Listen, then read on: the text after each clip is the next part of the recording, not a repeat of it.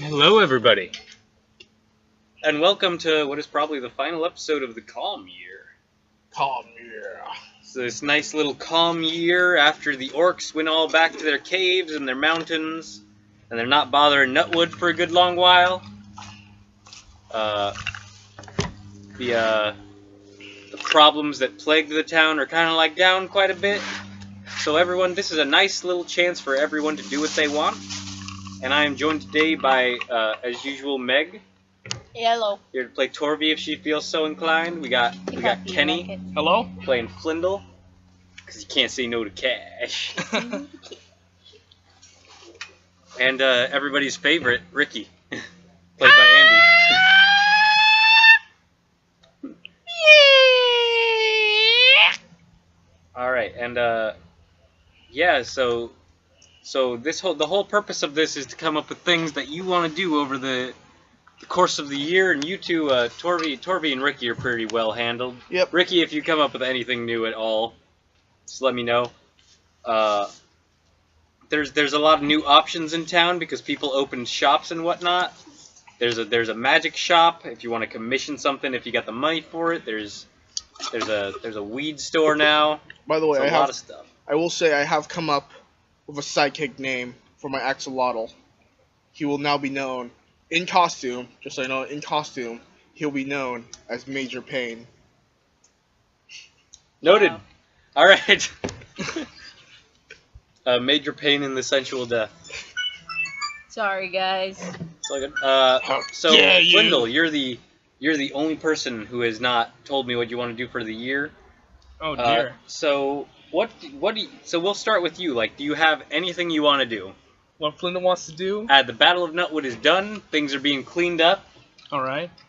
So we'll assume this is the very beginning of the calm year. Alright, so what he wants to do, he wants to go on a world tour. Flyndal wants to go big. He wants to find his big break. All right. I like this. I like this idea. Oh yeah. Okay, so where do you see Flyndal going as the first place in his world tour? Oh jeez. I'm not too sure. I don't really know the geography. No, just don't worry about geography. Just describe me, like, where do you think would go? Like, we thinking cities? We thinking, like, are we passing up the small towns? What are we doing? Alright. You'll probably hit up all the small towns before going to maybe one or two cities. Build up a reputation? Oh yeah. Yeah. Okay. Maybe perform at some high schools, pep rallies or something, you know? Whatever we can find. Alright, I see that. Okay. Yeah, I think you definitely do, like, you hit up some fucking you do some high schools and some small towns and stuff. And do you bring Bask with you? Do I bring Bask with me? Yeah, do you want to bring Bask, or is it just a one-man show? You know, I think Bask and I will go our separate ways. Okay, yeah. Bask will stick around and help with, like, the lizard folk village or rebuilding out in the swamp a little bit. Right. So, like, you will go out on your own. You'll head out on your own. All right. And yeah, I think out there, like, on the road, there's probably, like,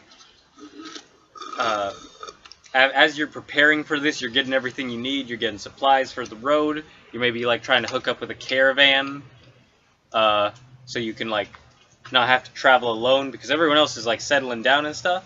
Right. You're in the bar. You're in Tanky's one day, and Ricky tells this story of how he was saved. Ricky is there because Ricky's always in the bar. And he tells this story of how he was saved by this masked vigilante called the Sensual Death. From this orc called Hawes the Marauder, which you recognize as your arch nemesis from the Battle of Nutwood. Oh, jeez. Okay. And he says that he was coming after Flyndal for revenge. Okay. Do with that information what you will. Okay. But Ricky is there, and you can ask him. You can grill him on that if you really wish so. Hey, Ricky, man. Yeah, what's up, man? Hey, bro, I gotta ask you something. Let me guess. I know what you're gonna say. You're gonna say, who could be the potential death? But I'm telling you, I don't know. People say it could be me, but I can't be me, because I'm here. I'm Ricky. Well, Ricky, here's the thing, alright?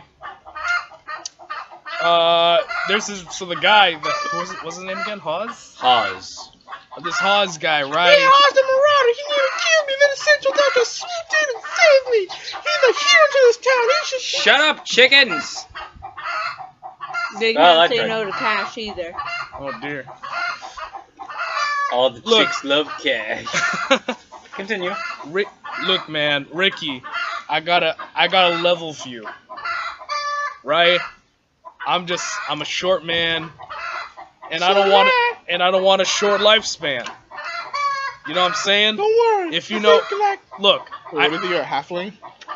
yeah, I'm a halfling. I think halflings live like 20 years, I think. How old are you? 20. Oh my goodness, you're an elder. No, look. All right, man. Look, I'm a level few. I need some traveling companions. All right. So Ricky, what I'm asking you is, can you go ask Essential Death to be my traveling companion? He seems like a really intimidating guy.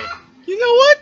Essential Death, from what I got from him, he only comes around when he wants to come around. What a selfish Well, prick. I will go ask him if I can find him All right. and ask him, and if he does, he will show up when you least expect it. So do not expect him to show up. Fuck. Well, just tell him there's gonna be money involved. Plenty of cash Oh yeah, no, too. definitely Essential Death will come find you.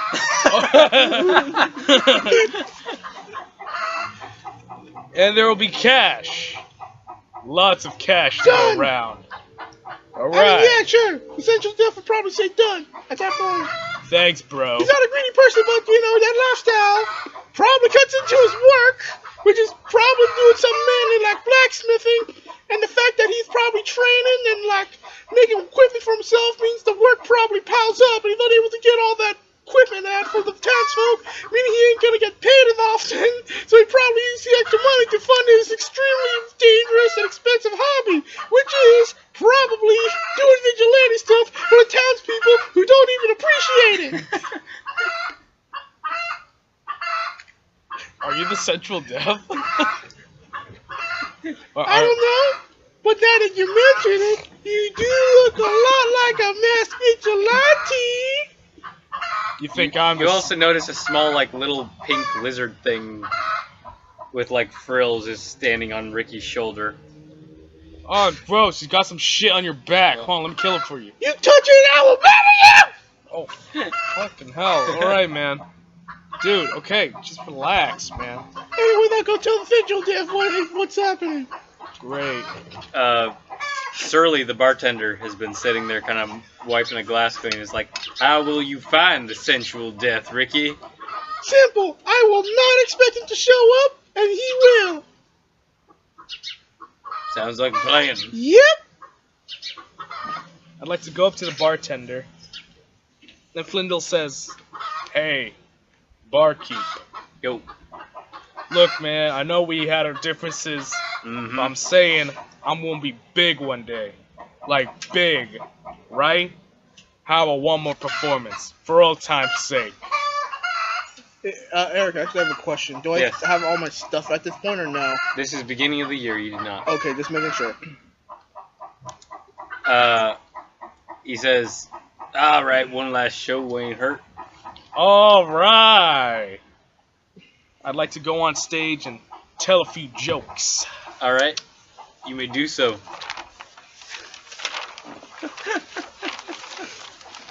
Start recycling some jokes. It's a different crowd. Why is it hard to find Waterdeep on a map? It's part of the Forgotten Realms.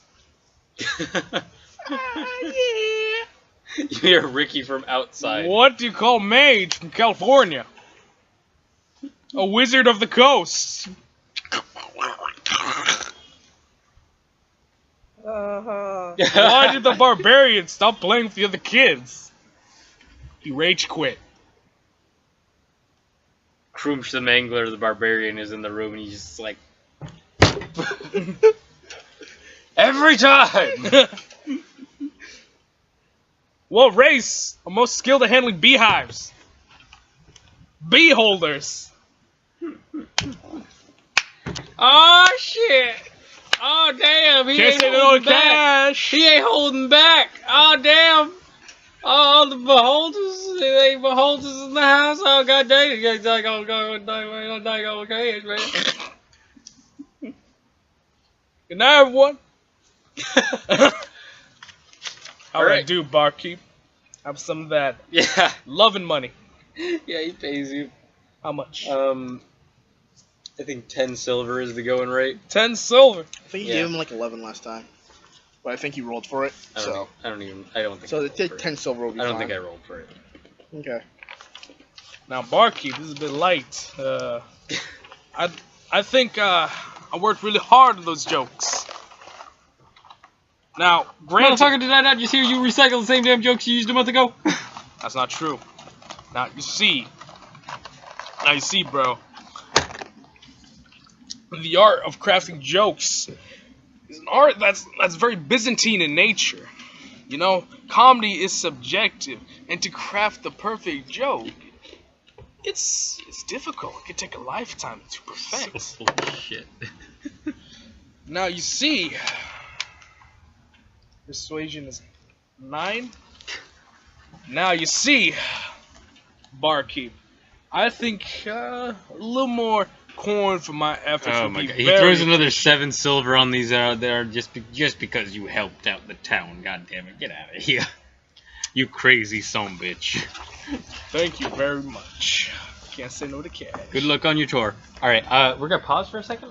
I'm gonna grab some other books since we're doing a world tour. Okay. We'll grab the map. Continuing on, Flyndal's world tour begins. But first, like, before he leaves, does he get visited by the sensual death? What's Flyndal doing right now? We'll say Flyndal, like, you go to your room in the inn, and you're kind of prepping, you're packing up your things at nighttime, maybe, getting ready to go. Flyndal spends his night drawing a picture of a cat. He's just doodling in his room. Yeah. And suddenly you hear a thunderclap. There's a thunderous sound from outside Where's Flyndal staying? at the inn. Indian. Yeah. Oh, okay. In the end, right? Is there a window? Yeah, there's a window Okay. Can I see that? from which I imagine Ricky is perched Wait, wait. on a building across from it, staring in. I need to check something really quick.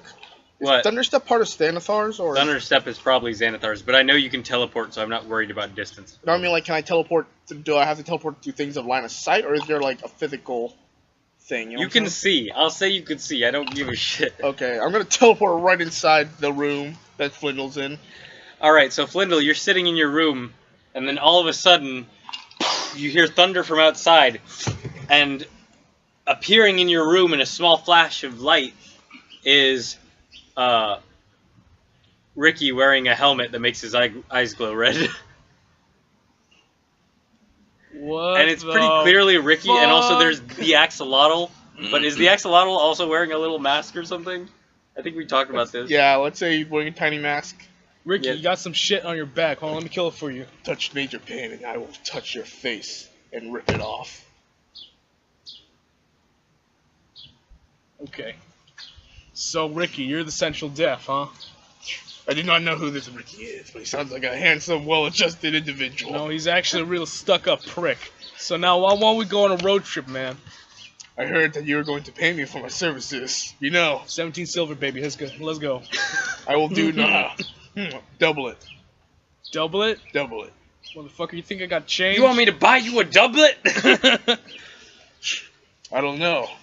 How about this? You pay for my equipment, and I'll do it for free. What kind of hero doesn't come equipped? It's the type of hero that this town needs. But not the type of hero they deserve, think- that's for sure. Do you think Nutwood was prepared when the orcs came? Dude, I was there. No. Yeah, that's what I thought. Therefore, this hero is not prepared either, so he must be prepared for everything. Great. How about What? how about we just hit the road, Ricky? I didn't know you were the central deaf. I am not Ricky. I don't know who that is. It's the best part. Flyndal's the only one who's not just fucking going with it. I do not know who this Ricky is. Ricky, But he sounds like a very, very well-adjusted individual. cut the bullshit, Ricky. Look, I'm tired of your bullshit. I'm sitting here drawing a fucking cat because I'm depressed, right? And now I gotta heal your bullshit, essential deaf persona you've been going for. You're fake, bro. I have a Fake. question. What? You ever been in a coffin? No. You ever found out what it's like to wake up in a coffin 6 feet under? Is Ricky gonna do some fucked up shit? No. That's what I'm thinking. Yeah, I think you might want to stop that line of questioning until you find out. All right, whatever. He's gonna pull a Kill Bill on Flyndal, really? Tell Ricky that you and I are going on a road trip. Actually, you know what? I might go see him right now. Why would we both go see him?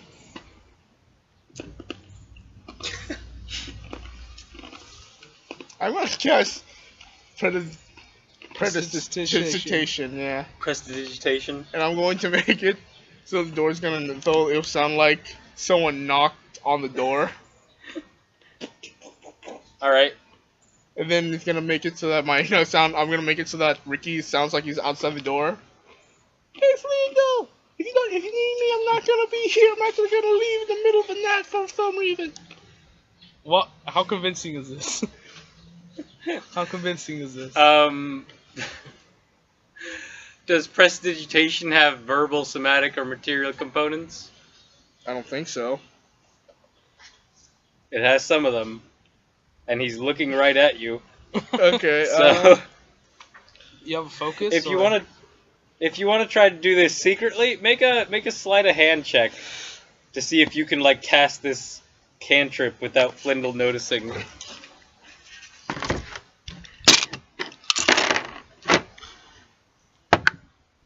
That's not one.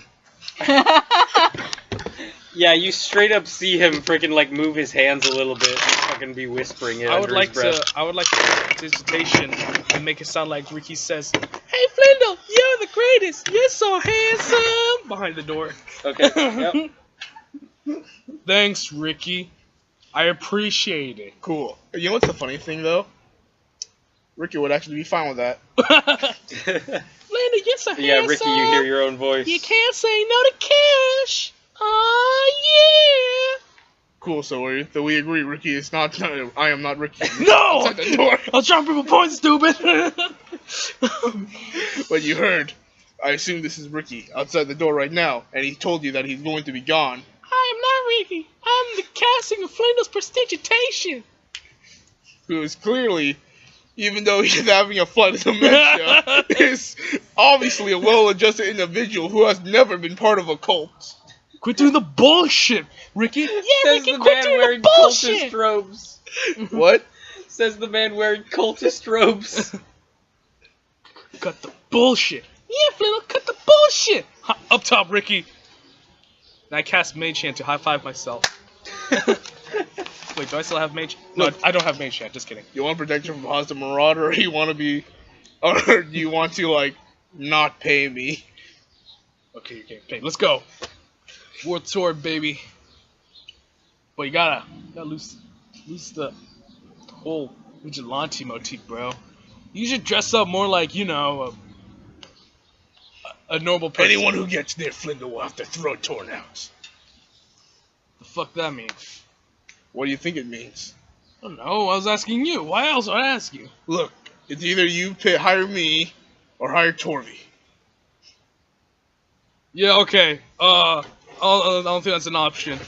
I made a joke about Ragnos, and of course you would definitely not know who he is. Who Right? is Ragnos?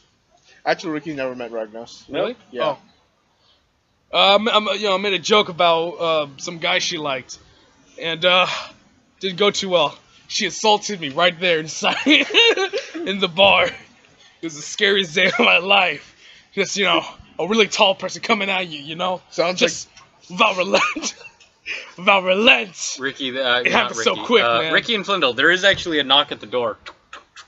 Stop doing that shit. That is not me. I must go before someone finds me. I'm gonna cast Thunderstep again, teleport away. How much damage does Flyndal take as you fucking thunder step No, away? Flyndal's not. No, on like a 5-foot radius. Oh, he's not? No. Okay. Okay, yeah, Flyndal, like, he, the sensual death teleports. There's a thunderous boom inside your room, and your end table goes flying across the room.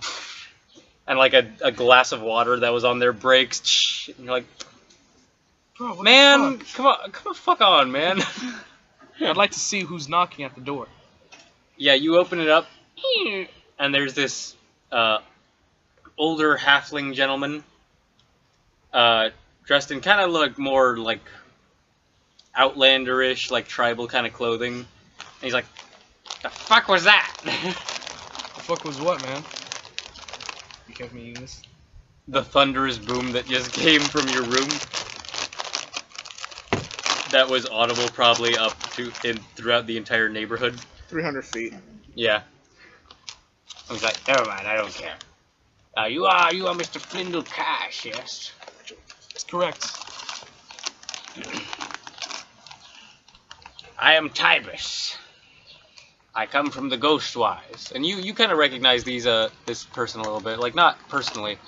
But there were these halflings, these tribal halflings who were riding giant owls during the Battle of Nutwood. And he's like, I was wondering if I could have a moment of your time and make an offer to you. Like a monetary offer? No, not so much. Oh. Well, I'll hear it anyway, yeah. You are waiting around for a caravan and going on a world tour, I hear. I've been sticking around, I hear. Mm-hmm. That's correct. Any of the young folk of our village, they want to see the world, they as young folk do. Okay. They want to experience things, they want to get out. Mm-hmm. I do not trust these other peoples of the world. They are young, they are naive, they've only known the tribe. I do not trust the big folk. Same, swindle bro. you.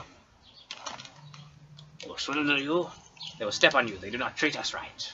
That has been my correct. experience in many places. Yeah, I once got slapped by one of them. Exactly, they're violent.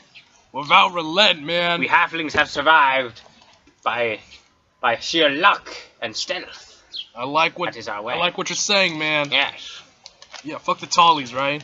So you wish to go out and do this world tour, and I wish for my younglings to, for the young folk of our tribe to experience the world, but hopefully with someone who is a bit more jaded and knows the world better than they do. So, perhaps they could accompany you on this tour and aid you in that endeavor. Whoa. Would this be agreeable? Dude, I get my own choir? Some of the girls are good at singing, I think. Yes, they could do that. They could Alright! move things around. I'm down, let's do it! Let's do it, man! 'Tis about 10 of them in total. Alright, that's enough for choir. Yes. Some of them are not particularly skilled, but one is a trained warrior, a night glider of our people. What does that matter? I just need a choir.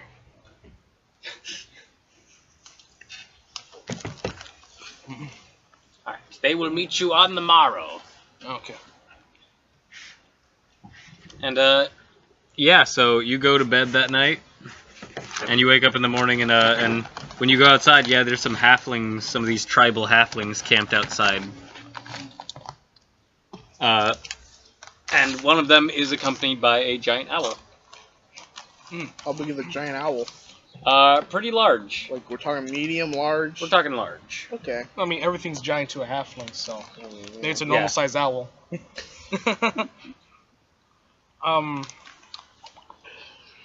I'd like to go greet them. Hey, how's it going, fellas? And when you're approaching them, as you are approaching them, and as you speak to them, they are looking at each other, very, almost like there's an unheard conversation happening between them. And the one with the giant owl speaks to you and he says, "Greetings. You are Flyndal Cash, yes?"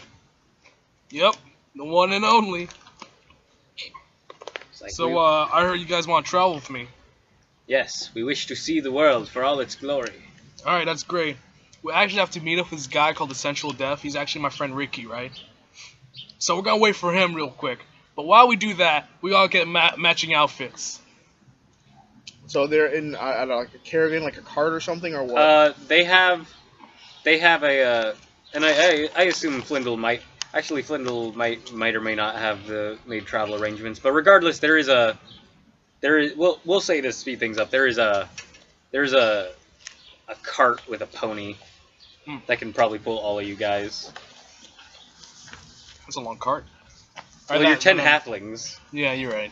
And one of you has a giant owl, so. Yeah. First case scenario, we get the owl to pull us everywhere. Yeah, there's a pony-pulled cart. I'd like to go see if there's a tailor in town so we all get matching outfits. Oh, yeah, you can do that. You can totally do that. Some of them are already quite similar because they're wearing, like, animal skins, basically. That's barbaric, you know. Gotta look proper, like a normal person, you know? Yeah. So you go, you get them all set up, and you kind of, like, I imagine you're doing the kind of, like, the 80s montage kind of thing. Oh, yeah. Where you're all, like, walking out, you walk out, and you're, like, in the clothes, and everyone's like... Shit. It's like, do. I'll come out as a sailor, comes out as an astronaut. Yeah. Yeah. As a pirate. As a pirate. As a maid. When you come out dressed like Gosberg, and they're like... No. Gosberg in the flesh, or Gosberg... mm. Hey, use my pencil. Thank you. Yeah, so, you know, I'll settle on, you know, some good old coats, maybe some nice fur coats, some scarves, all of matching color, of course, and, you know, we're gonna walk out as a unit. Yeah, no, you guys do so. Lovely. Great!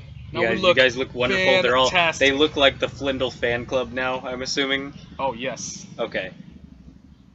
Guess we'll just wait for the central death. Yeah, and... Good thing I'm not expecting him to appear. You're expecting the essential death to come, so he will not come. God damn it, Andy!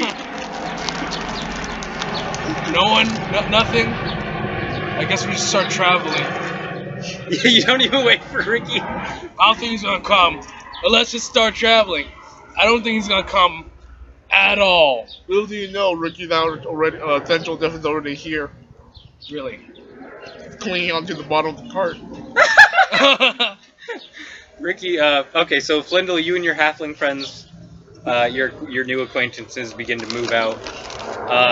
During that, Ricky, I'll allow you to just auto-succeed on the stealth, but I need you to make a strength check to just hold on to this cart forever. And we'll see. This isn't a question of if he can do it. This is how long he can do it. So this is athletics. It's gonna be 18. Alright, so to set the scene for you, you're traveling for like an hour. Like in this cart, the pony is going. You guys are talking. You learn some of their names, which I'm writing down and inventing as we go. Mm-hmm. The night glider, the one on the owl's name is Barnus. Okay. Some of the girls, their names are Sela and Farala. You meet Platt and Crimby, two of the boys, and Jojo is another one.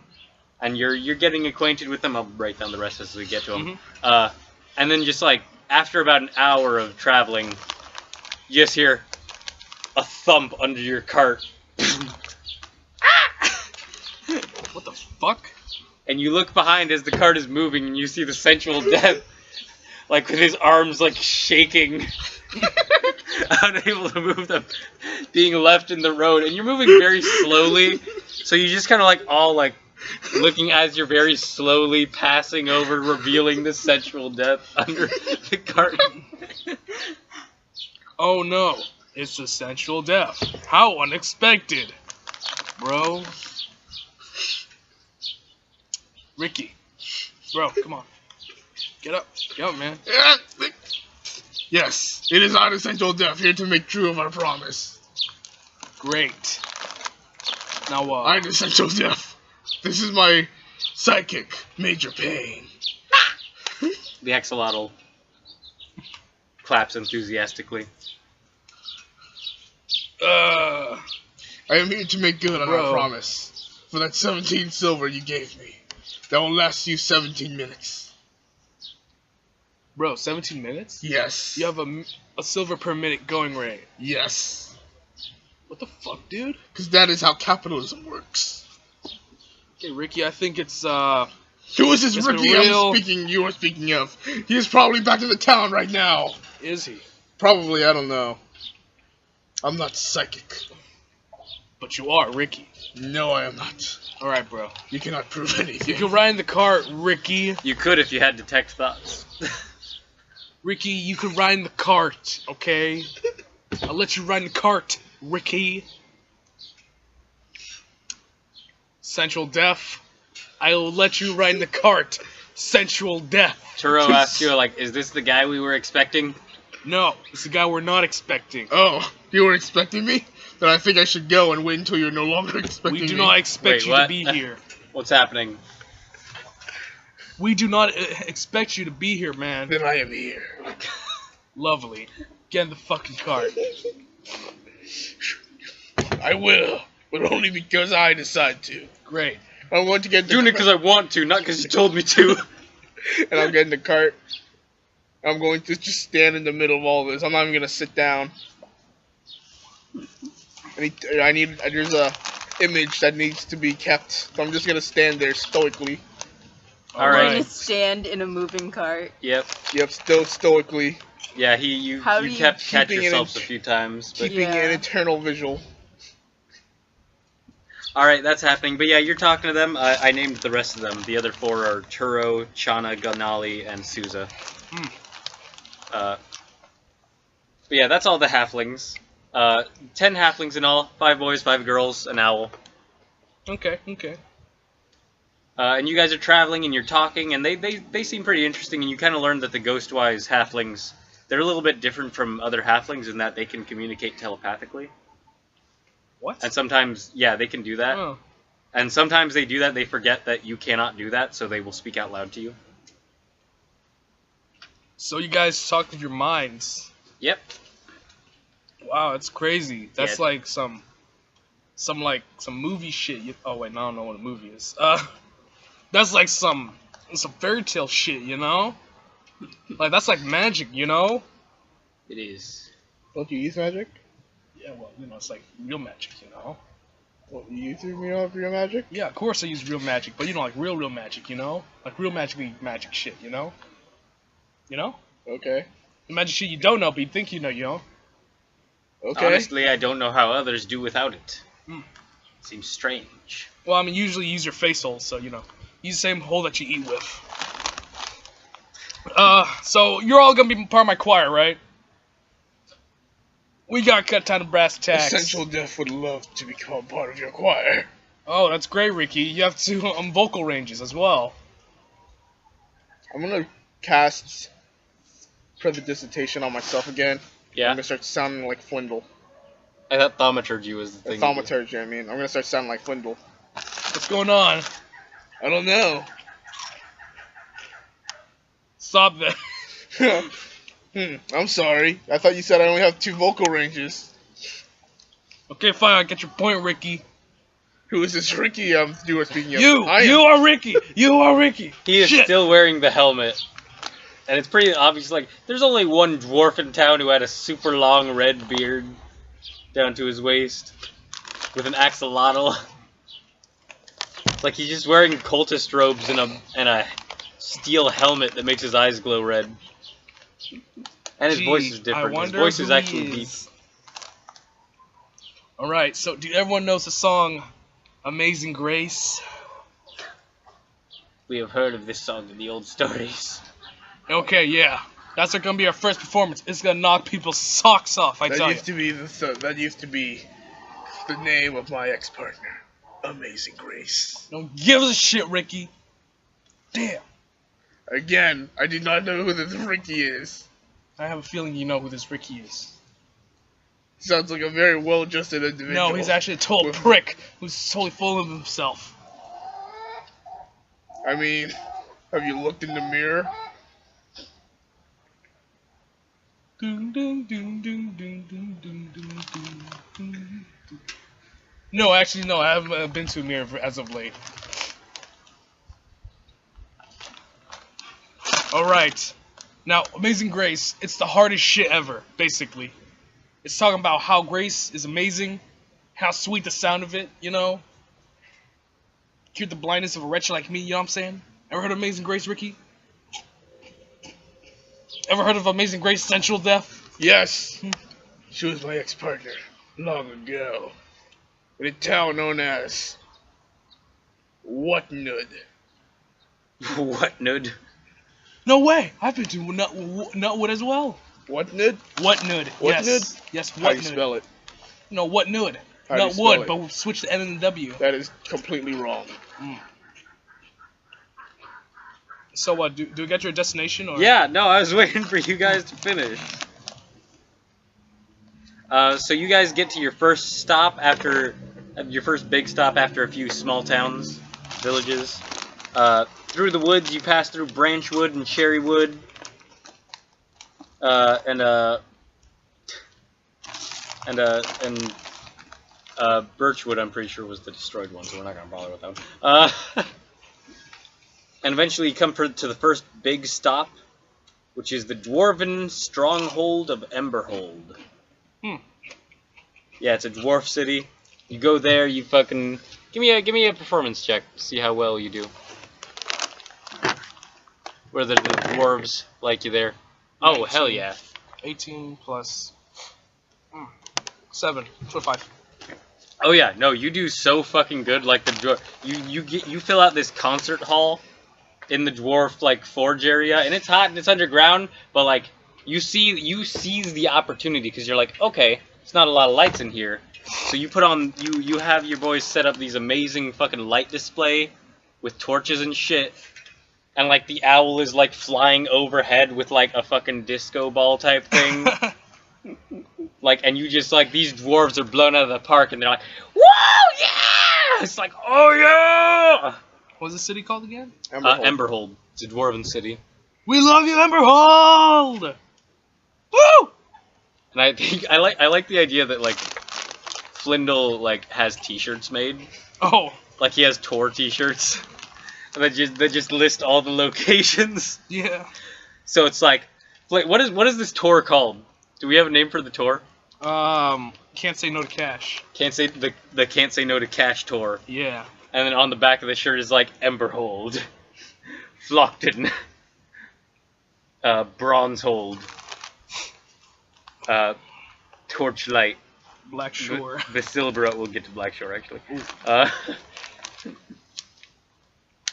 Grey Hollow, Port Brandy, Black Shore, Port Nyanzaru. Port Nyanzaru. Oh, we'll get to that in a second. Okay. But yeah, I think yeah, the next show you end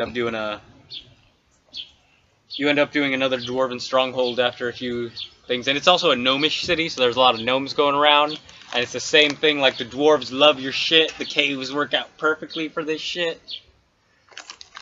And then you end up going to Flockton, and there's a sheep farming community. So like, it's a lot of sheep farmers. And they're fucking fuck those people. What? Screw Fuck them. those people. Screw them. They don't know nothing about music. Everyone's boring there. That's correct. I'm talking about Gregory Phelps. Not there. He's He not doesn't there live yet. He doesn't live there yet. Never mind. Just kidding. And yeah, you pretty much make your way down to the coast until you hit up Port Brandy. So you got a bunch of sailors and shit, like going crazy. They're drunk. They love it. Like, and your peeps, your new peeps, like you begin bonding with them a little bit, and they're cool people. Like they're learning more about the world. How much And is the Central Death getting paid, by the way? I give them 5%. Which turns out to be an okay profit. There we you know?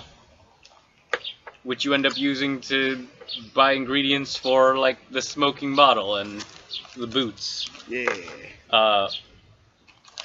And then I think like in Port Brandy, like you've been experiencing some nice like small town and like dwarven hospitality up until this point, and then like I think in one of the bars, like someone takes offense to halflings, like and thinks they can just pick on them. So I think you do end up actually like you and your friends end up getting in a bar fight. Oh. Okay. Did I win? Yeah, I think if you actually do decide to like use your magic. Like, oh yeah. If you do decide to do Aren't that they between, pacifist? yeah, I'm not killing them. or at least like Pacifist means you're not between gonna you and hurt that's them at that's where you all. learn Barnus, despite being a halfling, is like a very capable warrior, like Tybus said, and he can pretty much kick ass with the best of them.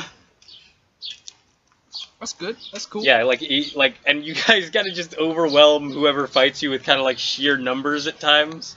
Like you'll just like hide behind other patrons, and then just like halfling collapse. Because the rest of them aren't really skilled fighters, so they just sort of swarm over a specific target with eerie like strategy that is only being conveyed through them, through their brains, so no one else knows what they're thinking.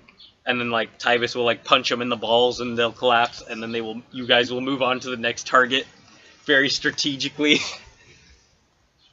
And then you have to run for it. So like, Barnus will jump on what did I name the Fog Eyes, which is the owl, and he'll like pull you up, and they're like, "We gotta go."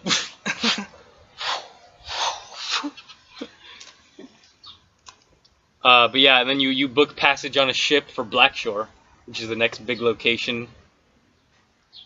And Blackshore is a wretched hive of scum and villainy, but it has some nobles. So I think you end up like your reputation by this point has like increased quite a bit. Like that's how it works with bards. It's very much word of mouth. Mm-hmm. So like you end up doing some private gigs and stuff, and you make some pretty good money off of that, I think. But then you take another ship, and you have two options for the next ship.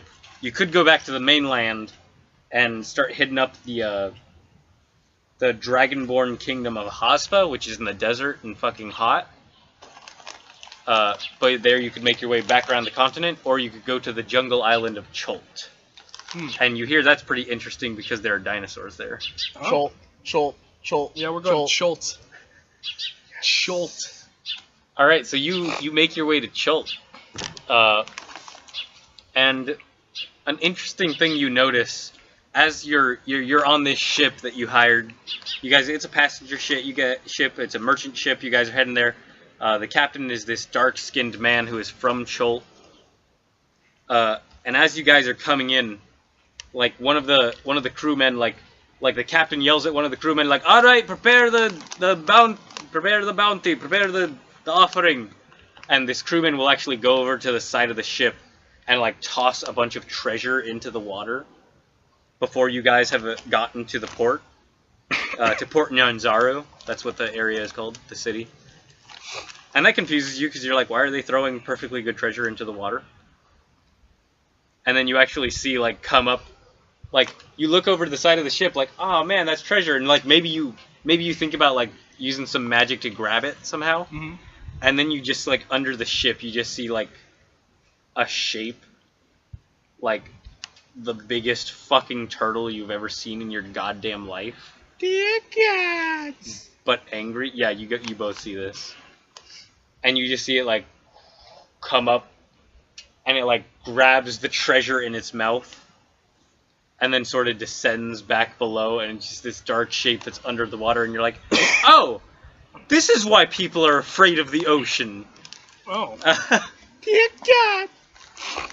Some fabled trapezoidal. How'd you get here, Ricky? No, I'm dicking around, dude. Oh. Okay. I just like saying stuff in Ricky's voice. Yeah, man. So that's a thing that happens. But yeah, you get to Port Nyanzaru, and this place is fucking booming. Like, the people here are all pretty. This is a tropical island.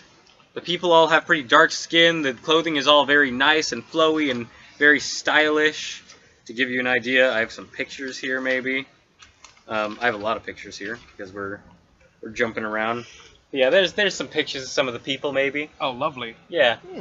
And you see some people like there are some adventurers like and other people from like other lands, so like you do see some people in like armor and stuff who aren't from here wielding like swords, and they are fucking hot. They're all sweating. They're not dressed for this They're environment. miserable. But you see like the people who are from here, and some of them are wielding like you see these strange spear things that you come to know as Ikawas. Ikawas! And the biggest thing you realize about Chult as soon as you step in, there are dinosaurs here. There are these strange creatures that you have never seen anywhere else in the world. And they're not magical, they're beasts. They do travel in herds. But yeah, like you and your friends step into it and you're all awestruck for the first time. Because like the rest of the places you've been to, Flyndal has seen that kind of shit, you know? Mm-hmm. Like it's half orcs and elves and dwarves and all that kind of shit. Like nothing you haven't seen before. Now you're stepping around like you pass by and like there's these guys like peddling like Ikawas and there's these guys peddling like bug spray basically. And then there's just like a triceratops pulling a cart walks by. I didn't give me one of those. I call it the Deathmobile. There's a guy like who's like riding a what you come to learn is what is another one? That's Tomb of Annihilation book? Yes, it is. Oh, can I see the That's cover? what I'm using. Can I see the cover? You can in just a moment after I look something up. No problem. Yes, you see someone riding a Hadrosaurus. There you go. Oh, nice. And as you're like exploring and like in between performances, like because you're trying out all the bars here, you're sticking around for a while. This is an island. You got to get your money's worth here. You're walking around and like you see people like rushing to the sides of these streets, and you come to it and it's like, is it a parade? What's happening? And you and your little halfling friends are like trying to get a good vantage point, and you go up on top of like onto the balcony of the bar you're staying at, and you see there are actually dinosaur races happening. Like people are frickin' racing dinosaurs. You're hyping this up too much, Eric. I am. And like they're all at the starting line right now, but there is a guy nearby, this older gentleman, who is like he's wearing a funny hat, and he appears to be taking bets if you wanna gamble on dinosaurs right now. Oh, it's Flyndal. Sorry. Oh. Bets, place your bets here. What's there, by the way? It's 2-8 on Big Hunker. 2-8 on. Okay, so like, what dinosaurs are there? Okay, so in this particular race, there is a young T-Rex called Big Hunker. Okay. There is, as you're gathering, you're asking around Ubtau's favorite, which is a young Triceratops, who appears to be on a winning streak. Mm-hmm. Banana Candy, which is a Hadrosaurus. There's Bone Cruncher, which is a young, ill-tempered Allosaurus. There is Grung Stomper, which is an Ankylosaurus. These are all young dinosaurs, most of them. Mm-hmm. There is Scarback, which is another young T-Rex. There is Nasty Boy, which is another Allosaurus. This one an older Allosaurus. And he appears to have a very famous trainer who is really good at training these things. Jungle Princess, which is a Deinonychus, and you look at that guy, like this guy on the Deinonychus, and Deinonychuses aren't huge, like they're about Velociraptor sized from Jurassic Park. Bigger, yeah. Yeah, Velociraptors are actually smaller. What turkey size? The thing in Jurassic Park would be a Deinonychus. Okay. Yeah. So he's like riding that, and he's like. And like occasionally his mount looks back to him, and he's kind of like, and he kind of looks at him hungrily. And then Mountain Thunder, which is an older Dimetrodon. Well, you want to bet? I mean, you want to bet? Does anyone want to gamble on dinosaurs? I only have 35 gold at the end of this, so. I'm gonna gamble on the dinosaur, but I'm not there. I want to buy a dinosaur steak. I mean. I want to buy a dinosaur steak. What do you think is the most That is an option. God, yes. What do you think is the fastest dinosaur? Well, here's the thing. The smaller dinosaurs tend to be the faster ones. But the thing is, the smaller dinosaurs tend to be carnivores. From what you can tell, talking to other people trying to get the lay of the land, the Allosauruses can be the fastest. but they're also the most volatile and hard to control. See, that's the thing. So that's the thing. Like the things like the actually. Oh wait, I got that wrong. The T-Rex is the fastest, but they're the most volatile, and then Allosauruses are next. Whereas like the Hadrosauruses are the like the most basic. Like they're not the fastest, but the riders don't really have to worry about them going berserk or eating them. Okay. So like basically, the more dangerous the dinosaur, The faster. the faster it is. Can I race a dinosaur? You can all race dinosaurs actually. Yes. Essential death And- for race a dinosaur. Yeah, Flyndal, if you want to ask if you can like your friends are kind of like, I think actually like Souza is actually like, can we race a dinosaur? Is that a thing we can do? And you can actually do that if you're willing. Essential death will race a dinosaur. Essential death will just need some money in order to buy one. Flyndal Cash will also raise a dinosaur, and he has the money to buy one. I would actually look how much money it's gonna take. But yeah, I'll say like if you want to, you can straight up buy a fucking dinosaur. Essential death will also need a new pet to carry all his equipment. Yeah, okay, so for sale, they have, you learn about Chult. Some places are run by nobility, some places are run by like mages, like magocracies, aristocracies, aristocracies, thank you, democracies. Just like a This place is run by the merchant princes. oligarchy. It's an oligarchy. There are 9, I think, merchant princes, and each one of them pretty much has a monopoly on different things.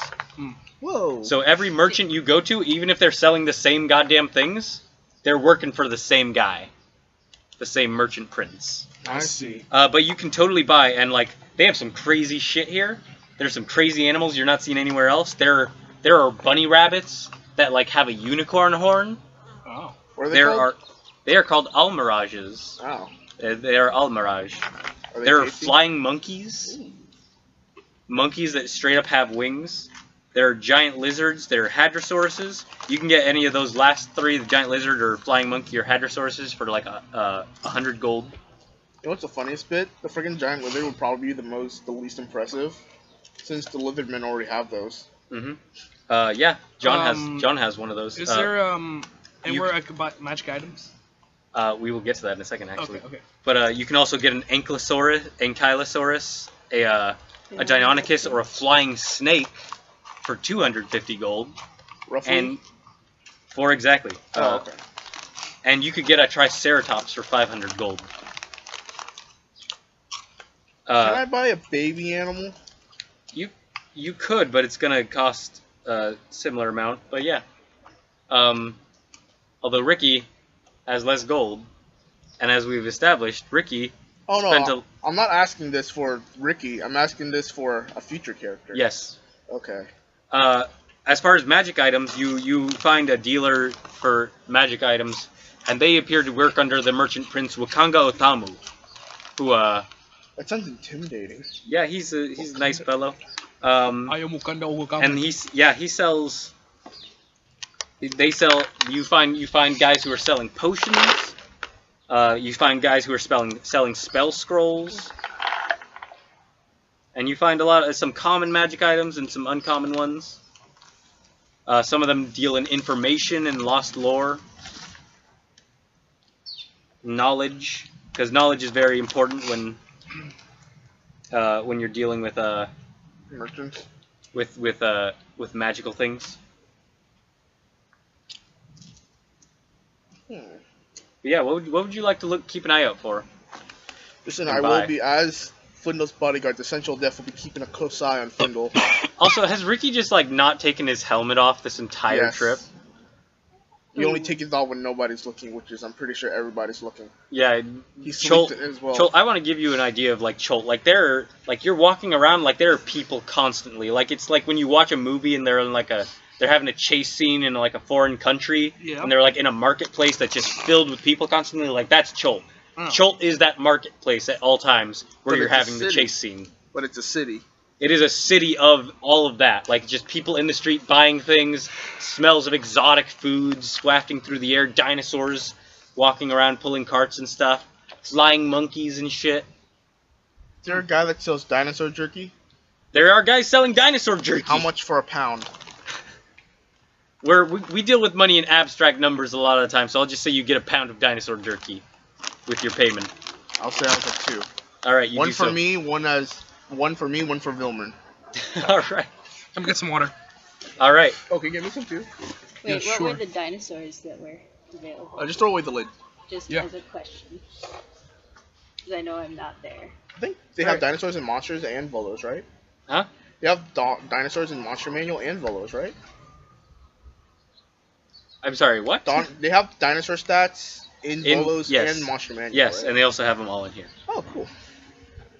The dinosaurs, the racing dinosaurs were. Let me put up that page again. Sorry. No, it's cool. It's what it's for. Because I don't know where it was. Fuck.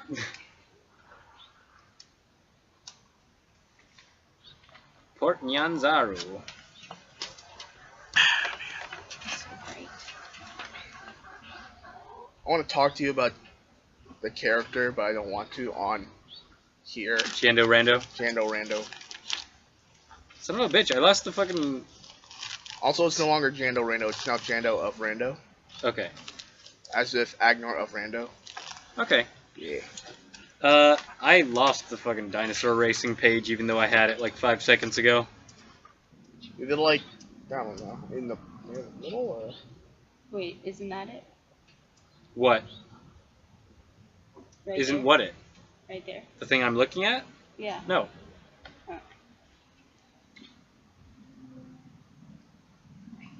Can I see the stats if you find them?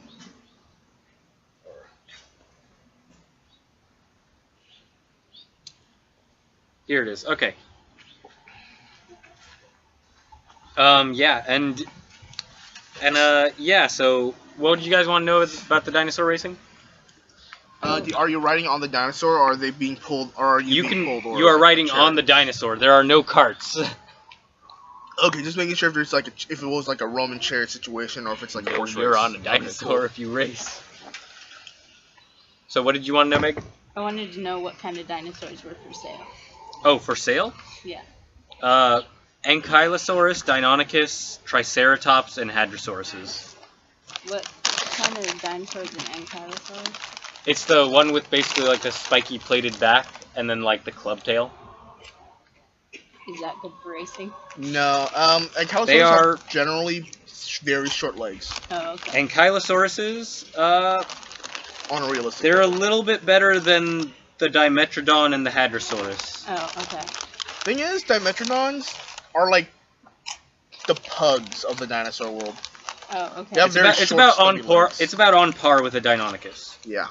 What's the best What? one that Which you is the can Velociraptor. get for Wait, racing? seriously? Yes. Fucking Deinonychus are like fast though. Yeah. They're built for speed and murder. Yeah. What's the best one you can get that's for racing? That would be the Triceratops. The Triceratops? Yeah. Okay. Because it appears like T-Rexes are a little bit more dangerous to procure and Yeah. raise. Yeah, that makes So sense. they're not exactly selling them on the open market. Plus, most people can't really maintain a T-Rex. a T-Rex. Yeah, that's true. So like they're kind of owned by these rich people who are like So who make their money basically Like like people who own by tigers. yeah they like it's like the guys who own racing horses and stuff. Like that's how they're making their money. They own that dinosaur, and then they hire people to like train them and race them. You know, I imagine like there'd actually kind of be like a somewhat of an open market for like people going out finding T-Rexes when they're like Oh, yeah. babies or eggs and then selling them. Oh yeah, for, no, like, a lot of money. some people around here do make money selling dinosaur eggs. That's cool. How much for a dinosaur egg? You don't know off the top. But I will look that up one day. It's in Okay. here somewhere, I know it is. Alright, what would you like to try to find, Flyndal? Anything in particular? Anything that strikes your fancy? Triceratops. Is there a place can I perform like at the halftime at the race? There's not really a halftime, like the races just sort of happen, but you Maybe can like definitely a before- perform in between races, yeah. Maybe like a before race show. A before show. Okay, yeah. Make me a performance check. Oh, okay. Another performance check. It's It's plus plus 9 7. for you, yeah. Plus.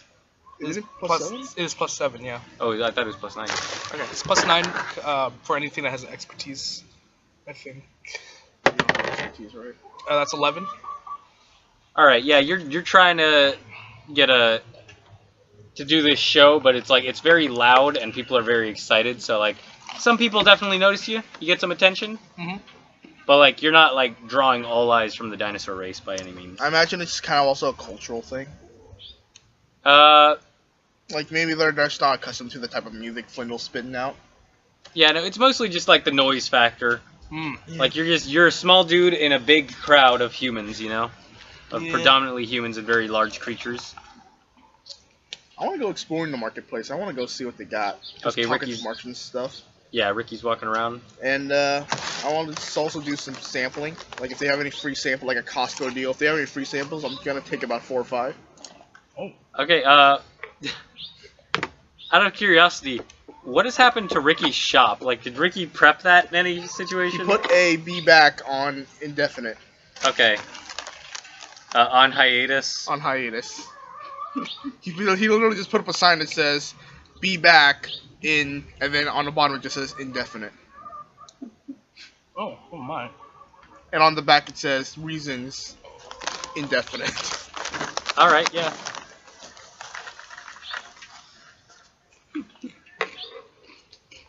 He's gonna have to make something up when he gets home. Yeah, no, which I is what think which is what I really want to do. what is Ricky looking for?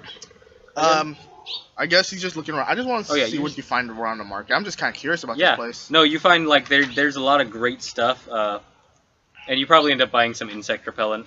Yeah. Too, just because that's good to have. It's like is that like a gel or like what is it? It is. They sell it in blocks of incense. Okay, that makes sense. Okay.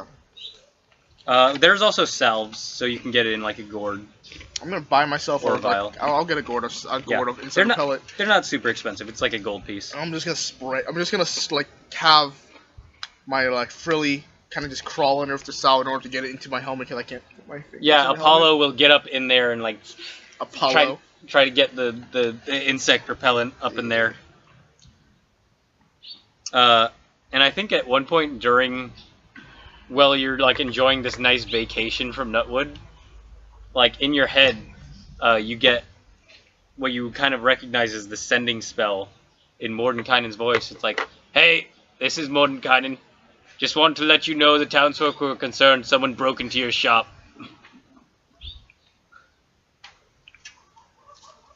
Should probably get back some point. Yeah, no, Ricky's gonna need a guard dog. How much is for a Velociraptor? You cannot buy a Velociraptor. They're pretty How much small, for aren't they? Deinonychus? A Deinonychus is 250 gold. Okay, I'm gonna pull Flyndal aside for a second. How much money do we make during the tour? I'm keeping things kind of vague, but I will say you definitely, like, you and you alone have enough money to buy a dinosaur if you wanted to. Okay, I'm gonna pull Flyndal aside. Flyndal, there is a terrible secret I must tell you. Is it about the cult? I am your father. Nah, I'm just kidding. I just want to tell you that Turo is sitting nearby drinking some of the local beverage, and he's like, he's full of shit! Taro, do not stop me from your I will primal savagery in your face! Anyways. Wendell, I am ready to reveal to you my secret identity. For you see, the sensual death is merely a facade. I am actually Ricky! Do you take off the helmet when you do this dramatically? Yes. Okay, yeah, like, Sensual Death takes off his And I'll red also helm. use him, So the glowing red eyes disappear, and as soon as he takes it off, Ricky has the worst case of like the thing where like you've tanned, but like because you like wear clothes like Oh Farmer's my Town. God. So there's just like under his helmet, like Can I do everything from the nose down is like tan, Can I and then do he's it? got a major like just like paleness I going also, up to his hairline. while I'm doing this, I'm also going to use my thaumaturgy in order to create like a fog effect as I'm taking it off. Like, yeah, so like it steams like Darth Vader style, like. Look at that, Ricky Balboa. No. No way. I know it is a lot to take in, but as you can see, I'm doing this because honestly, I think I could do good for the world. I think the world needs me to murder the evildoers of this world in order to bring peace. You worship Bahal. Yes, the god of murder. But murder isn't all bad. Murder can be used to kill the evildoers. You would agree, right? There's nothing more satisfying than finding a group of like 20 bandits, sneak into their hideaway, and murder the crap out of all of them. Maybe like keep 2 or 3 alive, torture them so you can find out where their buddies, then murdering them later. I don't Seriously, know. I'm not a maniac. I'm just a very well-adjusted individual with a very freaky voice. Because an adventurer snuck into my old coat and punched me in the throat. Ricky, I don't know what to say. This sounds like a load of bullshit, probably because it is, but It's not bullshit! I mean, I saw my friends die, man! You know how much it messes with a man? well, considering you're a very messed up man, I guess a lot. Look, man, I just found out my shop has been broken into and I want to prevent it. Sucks. So buy me a dinosaur. Is that where this is going? I need you to lend me 250 gold so I can find some kind of gnome person so they can build me a robot that will protect my place for me. And I will name the robot Albert. Say no more. Because that's a little bullshit. No, I'm not doing that. Okay, how about this? I will give you a free upgrade on your weapons. That's so. I'll give you a actually, no. No, you're past. Oh, wait, no. What weapons do you use? You're a magic user, never right? used a weapon. Music is my weapon. I gave him a dagger and he gave it yeah. away. I will upgrade your loot. Really? Yes, for free. Alright, but I want to specify the different upgrades.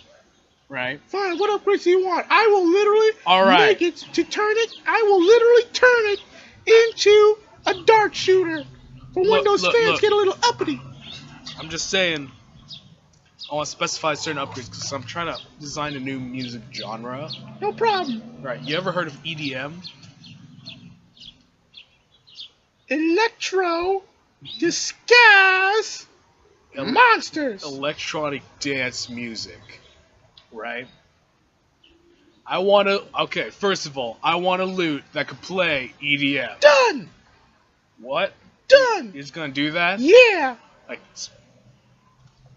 you just got, do you even know what EDM is? Electrical dance music. You told me like 5 seconds ago. Okay, well, what's your favorite EDM song? I don't know. You just invented it, didn't you? Well, I did, yeah, but, So you're the only one who knows the songs. oh. Yeah, that's how it works. And you call me stupid. You know, if you're gonna keep talking like this, I ain't gonna give you the money. Then I'm not gonna upgrade the loot. Well, that's We're fine. at impasse now, huh? Wow, sucks. Good luck with your shop, dickweed. Good luck with the cart. What? The what? The cart? I'm not saying anything. Do something to the cart, Ricky. What? Did you just do something to the cart? I mean, who's been keeping it maintained the entire time? Who's been maintaining the cart the entire time? I don't know. Like, Yeah. you are Think about it. If it's not me. You guys have been traveling by boat for a while, actually. Oh, yeah? You're on an island. Think it through. Oh, yeah. We've been traveling by boat for a while. So. Ricky, you could do me a flavor. I will upgrade your loot if you give me the money to buy a dinosaur. And you have to go. And This is the stupidest conversation we've ever had. I just want to point that. Well, you're enjoying this, aren't you? It's like, I will upgrade your loot if you buy me your dinosaur. Ricky, do me a favor. And you gotta promise to Bahal that you will carry out this favor. I will murder whoever you need. No. When you get back to Nutwood, Done. I will murder Gosberg. they'll create a continuity error. Behold, if a god of murder, for me to promise him something, it has to involve murder. That'll cause a continuity error. Shut up. My God. Seriously though, what do you want? I am not swaying to Bahal because if I do, I will need to kill somebody. Okay, but you will do this favor, right? Only if you give me 500 gold. 250 for the dinosaur. 250 gold, I mean. That's what I said. Yeah. Ricky, once you get back, you gotta promise that you're gonna start assembling a team of people with special powers. For you, a league of some sort to uphold the justice in Nutwood. Maybe get someone who can run very fast, or someone who could fly. Doesn't matter. Or maybe someone who's half machine and half people. What the fuck is that? You're gonna get us sued, guys. Like a Warforged? A Warforged! I will do this. And then when you do it, you let me write your theme song I will do this. and give me the I credit. said I will do this. Oh god, my throat hurts. And I get 100% royalties. No. 80%. Done. There we go. I toss him 250 gold. Okay, what dinosaurs are for sale again? God damn it. An Ankylosaurus, a Deinonychus, or a flying snake. For 250? Yep. And these are for less these- than that, you can get a Hadrosaurus, a giant lizard, or a flying monkey. Okay. And for even less, you can get one of those bunny rabbits with a unicorn horn. Question. The Ankylosaurus, right? Are they like, how big are they? An Ankylosaurus? Yeah. They are... Got it right here. I think. Where the fuck is it? Where the fuck is it? It might be in the monster manual. Okay. Should be under D, right? Because dinosaurs. It is under D for dinosaur. This is why they put dinosaurs in the book. Oh, my throat hurts so bad. From what? Ricky! Being Ricky. Oh. Why'd you think we have the helmet?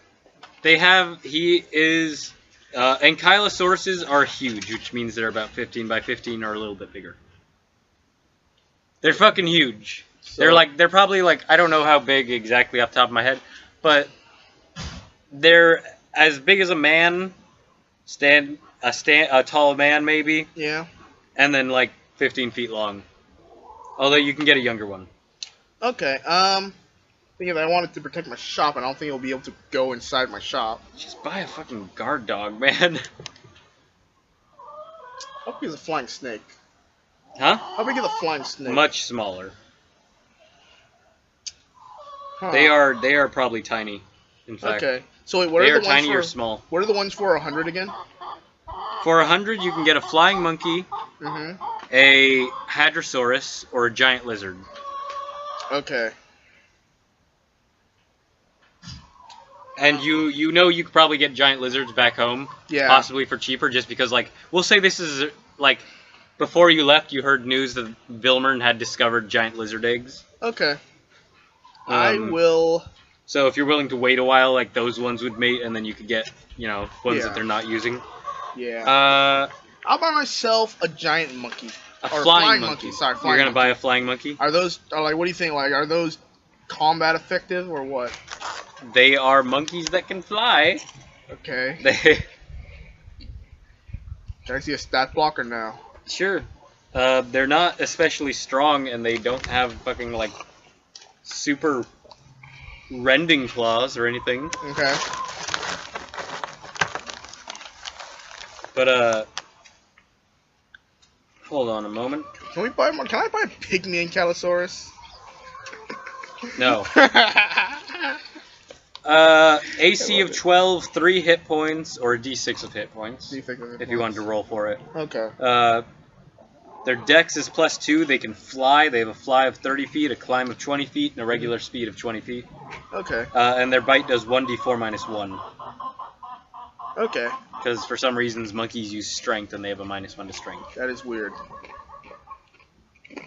Seems like they would use Dex. I know, right? You know, would right? think monkeys are dexterous, but then they're kind of like strong creatures. But like Well, flying They're not- snake. the flying snakes, and you, I think throughout like you guys have been here a few days, like you actually do see flying snakes going around sometimes. Like some of them might be pests, but some of them you're pretty sure like people are sending messages Yeah. through them, so they can totally be trained. The flying snake is definitely like I think small, and then no, it's tiny. It's tiny. They're tiny. They're small. Okay. They're very tiny. They have 5 hit points, Mhm. AC of 14. Their Dex is +4. Okay. They have flyby, which is the thing like owls have. So Yeah. like if it flies away, things can't hit it. They have a fly of 60 feet. They have a swim speed of 30 feet, and they have a regular speed of 30 feet. Okay. And their bite does 1 piercing damage, but 3d4 poison damage. Huh. I'll buy a guard snake. All right, for 100 gold, you buy a flying snake. 100 gold? Yep. I thought they were 250. Oh wait, they are 250. My bad. I was thinking of the flying monkey. Yeah. So I'll buy one for a flying snake for 250. A guard snake for 250. All right, yeah, you give Ricky the money, and he said he was gonna go out and buy like a fucking Dinosaur. cyborg dinosaur, some bullshit or something. And he comes back and he's got a little like terrarium, kind of like carry terrarium with a snake that has wings in it. I could not find a dinosaur that will fit inside my shop. Nor could I find a robot that I could name Albert. So you waste your money on this? You want to feel how bad it bites? No. Yeah, that's what I thought. This is the hammer situation all over again. What situation? This the is like Warhammer? when Flyndal commissioned the hammer all over again. Like, God damn it, Ricky. Worst case scenario, I give it to Mordenkainen and he protects my shop for me. I highly doubt that, man. Mordenkainen, he's a bit of a wet towel, you know? I'm gonna tell him you said that. Please don't. He'll I kill have me. the utmost respect for that man.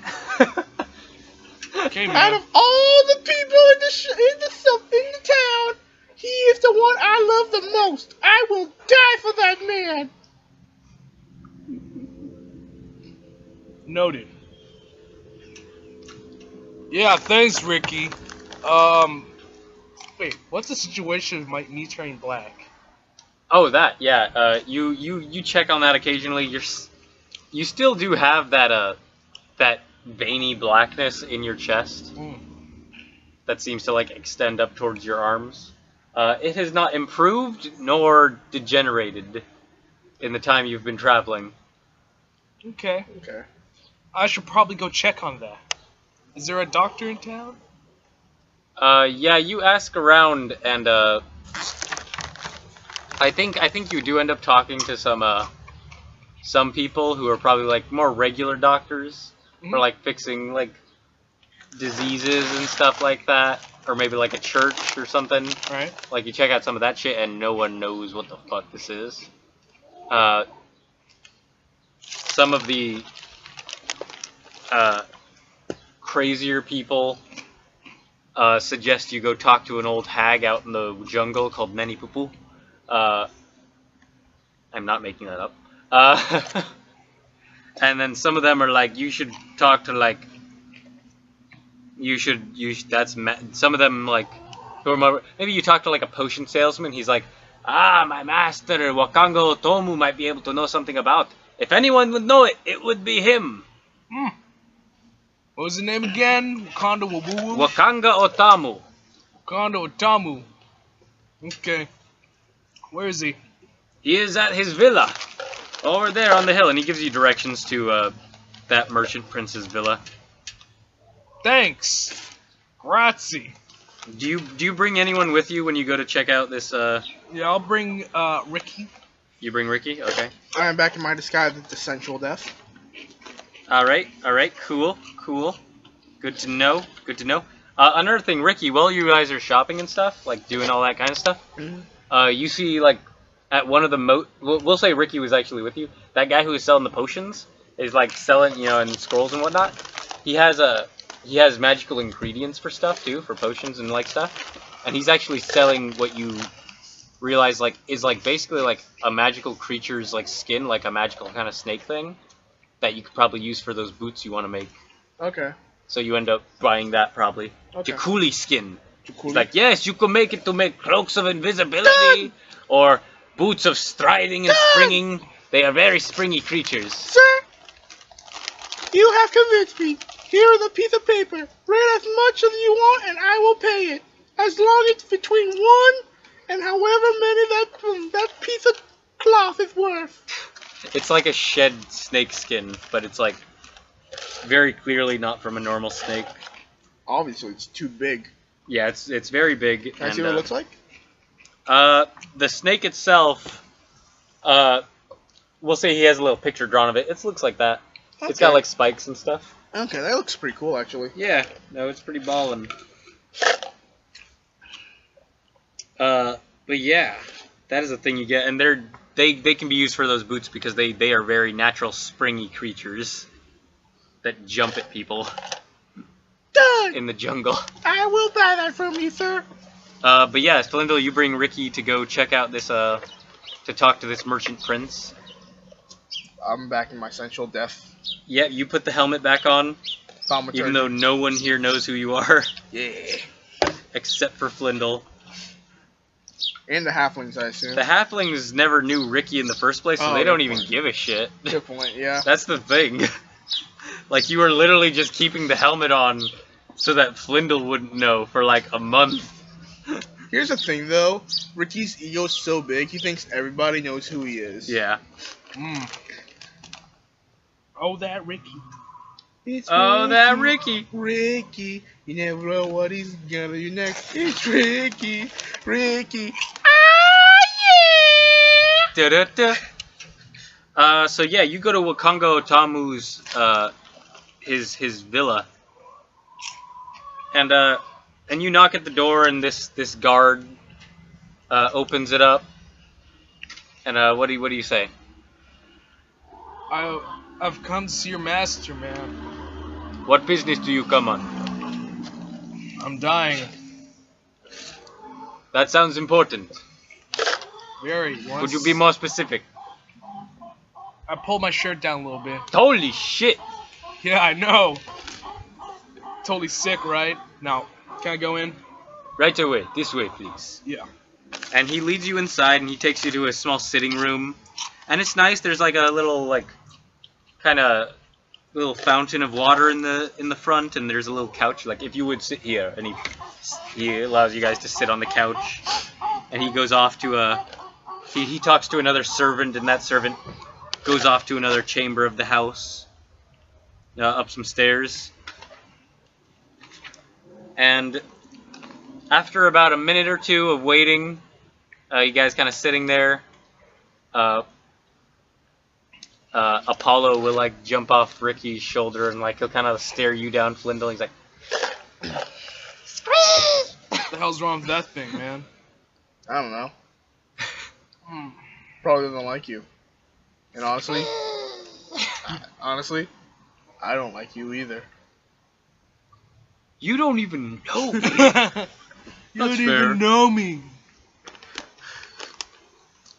And after Major Pain, give it back on my shoulder. he's, oh yeah, you're back in that mode. He's like, and he puts his little mask back on. But yeah, man. So after about a minute or two, this guy comes down the stairs and comes into the room where you guys are. He's this Chultan man with he's got a pretty nice beard going on with. I got a picture of him right here. He's got some jewelry wrapped up in his beard. He's wearing some nice necklaces. He's got a headscarf on. It's got. And he's dressed pretty nobly. Like, he's the most nobly dressed person you've seen so far. Thank you. This is one Someone of the who merchant can I princes. This is one of the respect. elite. He's like, "Hello, friends. How can I help you?" Yes, how can you help me? I pulled down my shirt. Holy shit. That is quite the affliction you have there, my friend. Yeah. So I'm not dying or anything, right? Please tell me I'm not dying. Perhaps I should study this, but may I... Perhaps formal introductions are in order. I am Wakanga Otamu, purveyor of magical goods. I'm Flyndal of Cash, of House Cash, Lord of the Cash family, from... where did I come from? Where do you come from? That's your choice. From, the Dirtshire. Dirt was the town you started off with, but like Flyndal could have not been there, so I didn't want to assume. Oh. You can be wherever you want to be from. Dumpshire. Okay, and you, sir? That's Ricky. I am the mask that haunts the night. I am the man who will kill all who commits evil. He's Ricky. I am the sensual death. We can call him Ricky. No, I am not Ricky. I am the sensual death. He is Ricky. His I do name's not Ricky. know who this Ricky is. His name. This is my sidekick, Major Payne.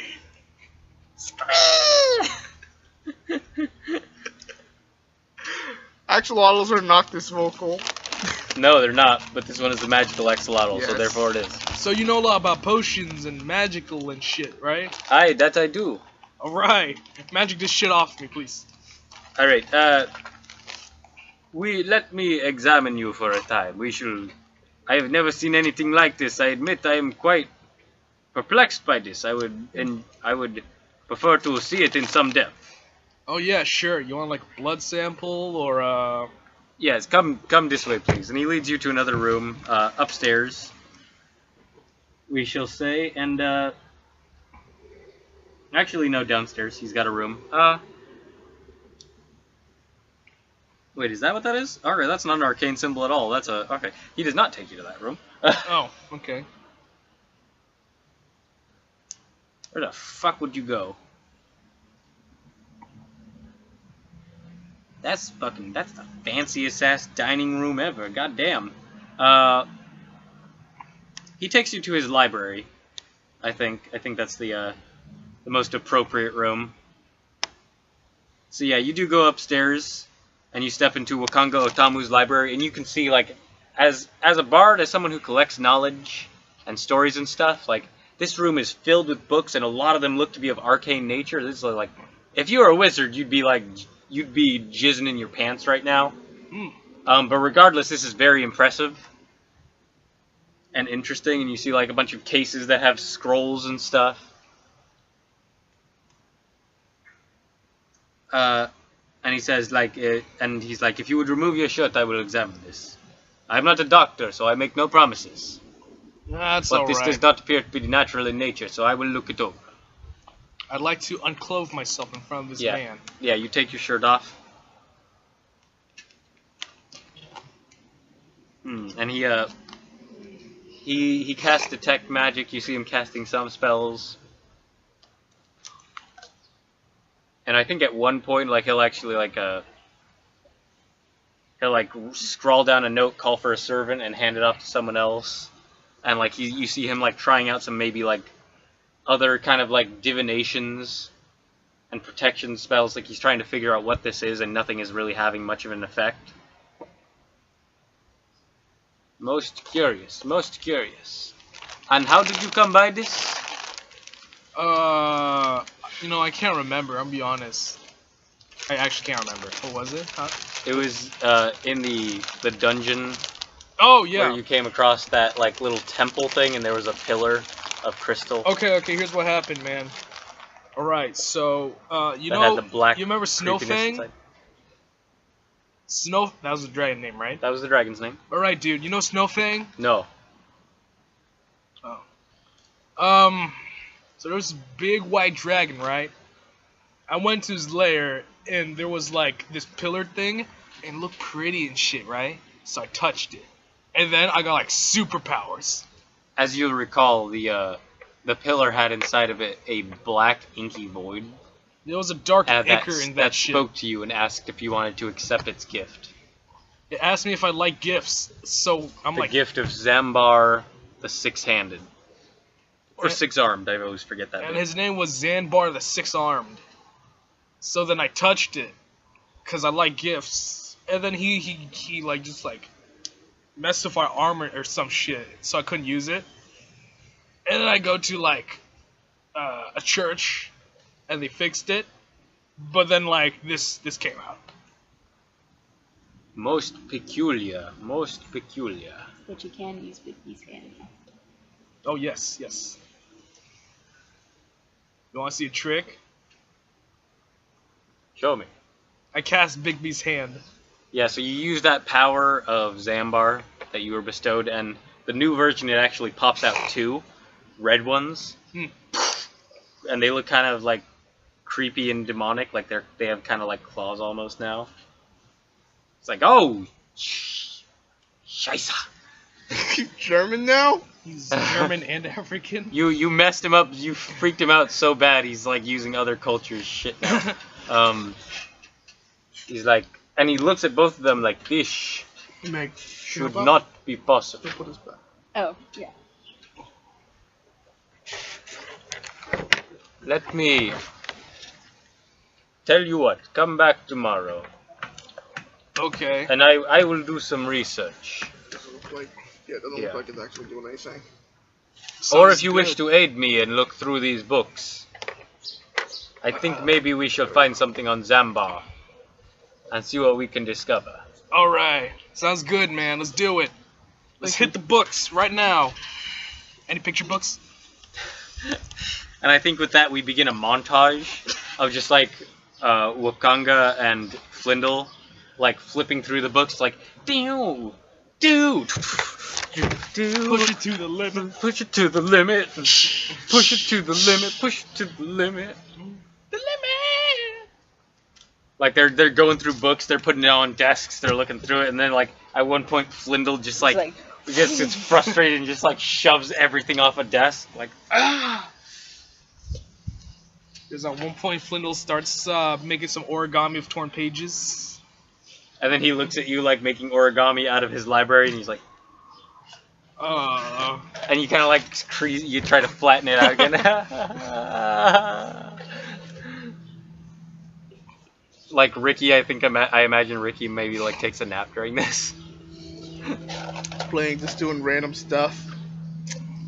Taking a nap, playing patty cake, annoying, perching on, at nights he just perches on the freaking, what is this, a manor, or? Is a villa. Like just perching on like the nearest, I guess, balcony of the villa, I guess. Just perching on the highest point of the villa, looking out for bandits and stuff and murder. Yeah, man. And yeah, I think actually like throughout the course of this, Jesus, where the fuck am I looking? There it is. Okay. Throughout and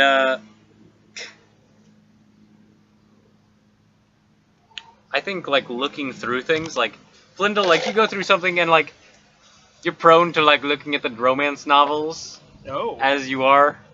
He's like, put those down. Those are not helpful. They're very helpful, man. Those are for my female guests. Stop that. But like you will actually end up finding some very functional lore books, and I think What? Oh crap. and you come to one that talks about the beginning of the world, and basically like it's all about the gods, and you come to Let me see the restroom, okay, guys? the chapters about the war of the gods. And the thing about that was that there used to be a lot more gods around. Nowadays it's like it's a little bit over 20. When the world started, the idea is that there were many more. And then something happened, there was a schism, sort of, you know? And there was essentially hell on earth for a few years, as you just had gods and their armies and their followers waging war on each other. And some of them, like the ones you know about, the ones that everyone knows about, are obviously the survivors.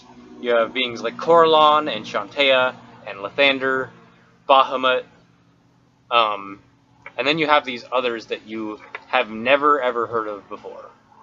You find Tenebram, or Tenebras. You find one called the Vampire, and only addressed as that, but it's like vampire with a Y. And the notes are very few and far between on these. Like, these are like, there's not a lot of knowledge. Like, this all happened so long ago. Like, these are like fifth-hand accounts taken from like people who like lived ridiculously long amounts of time, passing that shit down, like elves or something. Like, this is lore that has like been forgotten a few times and somehow recovered and put into these books. And one of them you come across is Zambar, the Six-Armed. And what you essentially the conclusion it comes to is that some of the evil gods kind of did their own thing. Like Tiamat and Lolth, like they did their own thing. Like they were on the bad guy side. They were doing their thing, you know? Like they were leading armies of evil dragons or like corrupting particular groups of elves. Well, others like the Vampire and Tenebras and Zambar sort of formed more of a coalition of greed and evilness, essentially. And they, rather than focusing on large armies, they focused on corrupting particular individuals. And so the world saw the rise of the first vampires and the first liches. And you find, like, from the view of survivors of this, from this knowledge standpoint, most of these gods probably died. Like, their essences were destroyed and then hidden away. There is not an exact acknowledgement of that with Zambar.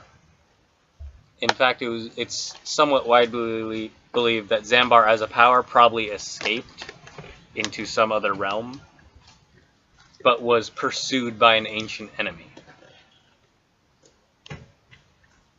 So you imagine, like, putting pieces together, like, at some point maybe that ancient enemy caught up to him and then trapped what was left of him in that pillar. But those were the corruptors. That is what they are called in that book that you find. The corruptors. The corrupting gods. So, Wakambo. Wakanga. Yeah, whatever. I read some things, right? And you're not gonna believe He's this. been looking over your shoulder. You will not believe. Oh, okay. So you're all up to CB with what this guy is, right? Some corruptor, some bad shit, right? You know? How the hell do I get this off my chest? I do not know. Okay. Perhaps if we go and check out, investigate this pillar you speak of, we should learn more. Alright, let's do it. Alright, so, it's like, I will need to make some preparations, but first, let us dine. I must get my affairs in order before I am to leave Chult. I can imagine if he dies. You come. We will come, friend Flyndal. We will discuss our plans over dinner. Thanks, man. And you guys, you have a nice fucking Chultan dinner with these exotic spices on like dinosaur meat Oh and my shit. Like, goodness. yeah, it's fucking nice. I want to buy a couple of these spices. Mm-hmm. Yeah, take home. And then Spice up my jerky. yeah. So you begin making plans. So is there anything you want to do before you leave Chult? Race, I guess. Oh yeah, sure. I'll bet on some races. You're gonna bet? Yeah. Okay. I'm going to participate. Ricky wants to participate. Ricky wants to participate. All right. I'll say Look like. at Meg! Look at Meg! She's so excited! In exchange, like, I think as you talk about this, probably over dinner or something, like, Wakanga does have, like, he has connections, so, like, he can probably, like, he has a few dinosaurs like that run carts and stuff, and he maybe has a racing dinosaur or two that he pulls out occasionally. Cause like he's rich, why wouldn't he? Yeah. So like I think he can arrange for Ricky to like race if Ricky really wants to. Ricky really wants to race. Ricky needs to earn back some Yeah. money. And then what I'm gonna have you guys do, all of y'all are gonna be like rolling, but Ricky is the only one racing. Oh. And then you can bet. How much money would you like to bet on Ricky? And Ricky, what do you want to ride? What do we got? You have the option of all the shit. You could ride a young Allosaurus, a Deinonychus, a Dimetrodon, a Hadrosaurus, a Triceratops, or a young T-Rex. Can I see a stat? Or another one. There you go. There's These? the stats. Okay. That's the speed. Uh-huh. And basically how this will work is you will have to make animal handling checks, I see. depending on what you are racing. And it is different for everyone. I see. So that is the speed you can get normally, Mm-hmm. and that is the speed you can get if you decide to rush them. Okay, and what is the what happens when I rush them? If you rush them, basically, so how this will work is that... Get Ricky off there for a second. Yeah, no problem. So how this will work, the race, it's a big race, but how we will measure it is that when you move, you have to make an animal handling check. If you fail, your dinosaur does not make any progress as to the 300 feet that is necessary for the race. Got it. Got it? If you go normally and you succeed, then you move its normal speed. You move the first speed it gives you here. Yeah. Like on, say, the Allosaurus, you move 50 feet. You can try to move the higher speed by lashing the animal furiously with like a riding crop, with your lash. Okay. But If you do that, the animal handling check is made with advantage. But the dinosaur also has to make a constitution check, or its speed is halved for the rest of the race. Got it. There is no initiative in this. Everyone is going at the same time. Okay. However, this is worth noting. On one of the dangerous ones, the predators like the T-Rex or the Allosaurus, Yeah. if you fail like a lot when you lash it, it will go berserk. it tried to eat you or something? It will try to eat you or other dinosaurs. I don't know. It will Okay. it will fuck things And up. how many people are racing in like one race? For now, we will say 4 people. 4 people? We'll say it's a 4 dinosaur race. Okie dokie. And what are the rules? So, like, is there any penalties for cheating, or like what? Like, what can I do? There don't appear to be any rules. Done. I know what to do now. So it's kind of like there's not really any particular rules. You could totally like cheat if you wanted to, but like from what you can tell talking to Wakanga and like from the last week at Chult, generally like you don't want to just straight up start attacking other racers like with your dinosaurs or with anything else, because no one really wants to turn it into a bloodbath. Yeah.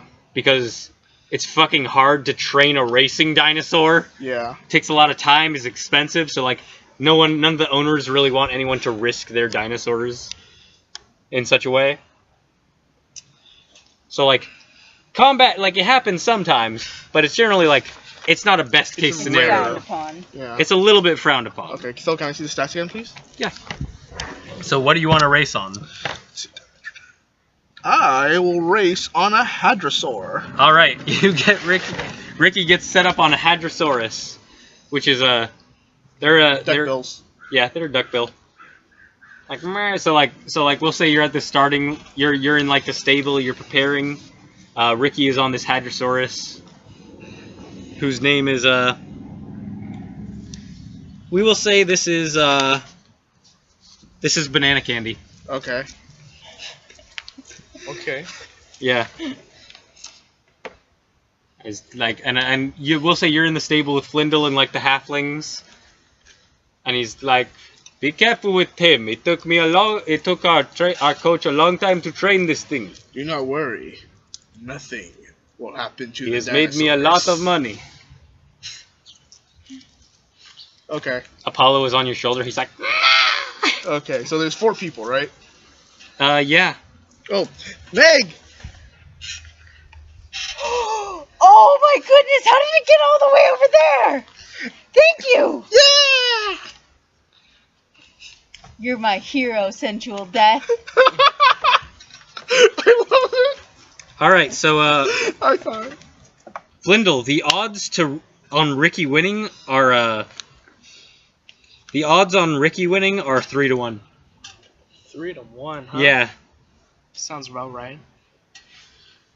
Remember, I got 50% if we win. However, there are 3 other racers. What are the other racers riding? Actually, we're gonna say 5 because Barnes wants to race too, and Barnes will get that hooked up. Okay. So one of your halfling buddies. And he is going to he's gonna try to ride an Allosaurus actually. And the odds on him are 1 to 3. So the payout for Barnes is actually pretty high. Okay. Yeah, I'll dip. And then the other ones, Meg, what do you want to race on? What's the second highest For what? for speed? Triceratops, I think? Allosaurus. Oh, okay. Allosaurus? At least maximum speed. And then the next one is Triceratops, which is like 5 feet behind. Alright, what about minimum speed? Minimum would be a Dimetrodon. Oh, you mean minimum speed for those? Oh, for both of those, they're the same.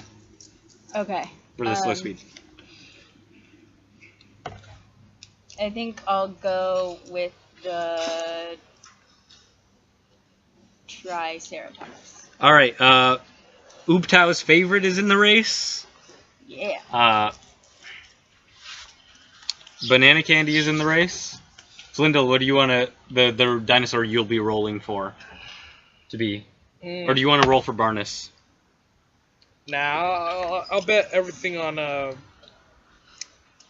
Ricky. All right, you're gonna I'll bet on drop Ricky. 100 on Ricky. You're gonna bet how much? 100. 100 gold. Yeah. All right. What is it though? How much does it mean he only gets like 33 gold if I win? Well, 100 back. Oh yeah. Yep, you get that. Sounds lovely. And then I think one of your competitors is Grung Stomper, which is the Ankylosaurus, and that's who I'm gonna have you roll for. Okay. All right, so you're on a Triceratops, Ankylosaurus, Hadrosaurus, and an Allosaurus. Yeah. So, without further ado, let the race begin. I want everyone to make an animal handling check. Flyndal and Meg, just tell me what you guys roll. Okay. And whether or not we rush. That one. 17. This is perfect. All going 12. according to plan. All right. So, Meg, Flynn, Rick, Burn. All right. 50. Okay, what? Yeah, Flyndal rolled a nat 1. So, so right off the bat, like, you guys see that the Ankylosaurus is just like lagging behind all the rest. What did you get? 17. 17. All right. Ricky is rushing ahead. Like the Barnes on the Allosaurus is a little bit ahead of him. What'd you get, Meg? I got a 12. 12. On the Triceratops is not enough. So the Triceratops and the Ankylosaurus are both behind. So I have a question. Who here is like is still in the race besides me? It's Barnes, and then there's these 2 Chulton racers on an Ankylosaurus and a Triceratops. No, I mean like so it's only the 4 people. Yeah, I'd say it's only 4. Okay, so Barnes is like the only one. Yeah, Barnes is the other one. Okay. I'm not gonna roll 2 dice for everyone. We'll say there's a 4-man race. Okay. Let's go again. And people are cheering. They're like, "Woo!" As you guys pass by, Ricky's on this Hadrosaurus. He's like, "Woo!" Apollo is on your shoulder. He's like, "Scream!" Okay. All right, everyone, roll again. I think I'm gonna rush it this time. All right, I'm you gonna make roll with advantage. I'm going to say I'm going to talk to Barnes before I roll. That's an 18. Yeah, I'm going to talk to Barnes before I roll. Hey, Barnes! Barnes! Barnes! Barnes! Yeah, you can. He's close. You're about 10 feet behind him, so like he hears you. Barnes! What? Guess what? Guess what? My favorite thing to do is during a race. What? Whole person. Oh my god. Okay. Yeah. Make your rolls, everyone. That's another 17. All right. Ricky moves another 40 feet. And I cast hold person Yep. on Barnes. You move and you rushed it, Yeah. so that's 75. Kenny, Can I can rush you? it with meat instead of like? No, because it's a Triceratops. Or I was gonna say instead of meat, actually like leaves or something Oh, and instead of like a whip, because I don't want to be cruel. To No, this that's how thing. this works. oh, Okay, also another fine. thing. Question: what is the second fastest animal besides like Barnes? Like, of the two Ankylosaurus this? and Triceratops? The Triceratops should be faster, but apparently it's feeling fat today. I will also I bet it's I will meat. also use hold person on the Honestly, they Triceratops. might not be close enough. They're very behind. No, the range is 60 feet. Okay, I say they catch up. All right. So I need. Okay, Barnes makes a wisdom save. That was a natural 20. Okay. And then the other racer, yeah, Meg, you can roll for the lady on the Triceratops. That's an 11. What's your DC? 16. All right, she does not beat it. So the racer on the Triceratops is held. Oh, And the shit. Triceratops is going, and she's just kind of like. "Ah." So I will say the Triceratops racer will not be able to command the. And I need a Constitution saving throw for the Triceratops. 8. Yeah, it'll make that. Okay. I don't think con saves are very hard for dinosaurs. No. But then continuing, next round, Barnes is still in the lead, with Ricky close on his heels. Yeah. So about 20 feet away. Yep. Okay. All right, everyone, roll again. Wait, do I get to roll? You do not. Okay, that's what I thought. I was like, Ricky is being very clever today. I want to try casting a mage hand. I want to try to trip up the Triceratops or the Allosaurus. wait. Okay. What did you get, Andy? Oh, I didn't roll yet. I wanted to see if I could do that. No, Mage Hand can't really, like... Mage Hand is very small. It can lift about 5 pounds. Mm-hmm. This is a dinosaur. Okay. I think you maybe try to do that, and the hand grabs it, and then, like, immediately, like, gets jerked out of, like, the concentration that you're holding on it. Okay, in that case, then I'll just As it's running. cast another hold person on Barnes. Okay. And I'll also So roll for then- animal handling. This out here. Yeah, So Barnes... then I am not. That's whole going to person be 22. anymore, right? Huh? 22 22? for animal handling. Okay, yeah, Ricky definitely moves. Barnes did not succeed on his animal handling check for the Allosaurus. Flyndal, did you roll? You rolled a 10, that's right. So, your racer, for the first time, actually, like, moves. So, like, the Ankylosaurus is now getting up there, but still very behind. Yeah. And then the wisdom save is hold person concentration. Yes. Also, I continued reading, and I would have not been able to hold person the lady in the first place. Alright then. Yeah, I just reread that thing. They have to be Well- within 30 feet. Okay. Oh, okay, so I do get to roll. Yeah. To see if I. I mean, yeah. Then I would have rushed it again. Alright, yeah. Barnes does not succeed on his wisdom save, so he gets held. That's a 19. Alright, con save for the dinosaur, though. That's an 18. Alright, that is 160 feet. Okay. So how far are we?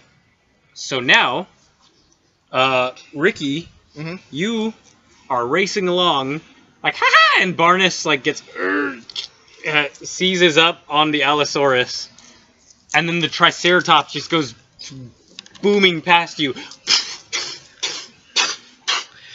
and this dark-skinned woman with like a bunch of feathers in her hair and like face paint on. Like, this is a professional racer. She like flips you off as she goes by. Yep. That woman is gonna die. Ricky does not like it when people flip him off. Yeah, Flyndal, you're up in the stands. You're watching this. You can take actions if you really want to, but for the most part, I think you and Wakanga are just like standing up, like up there with some Tej, which is like the local like sort of like a honey alcohol kind of thing. And it's like there's some people nearby who are like taking up the role of announcer. Like maybe I think there's maybe like a local priest who's like using thaumaturgy to like extend to make his voice really loud, like, and back on the candy pulls the we have what the hell is the Triceratops? Like, Oopta's favorite pulls in the lead. Okay. Oh man, this guy's awesome. And then yeah, next round. Okay, so how far am I, by the way? You are about 40 feet behind the Triceratops. Okay. But now you are ahead of Barnus. And everybody is ahead of the Ankylosaurus. So I'm behind the Triceratops. Grung Stomper. You are. The By 40 Triceratops feet? is very fast. Yes. Alright. I'm out of spell slots. Oh dear. That is worth it, though, honestly. Because I just want to beat Barnus.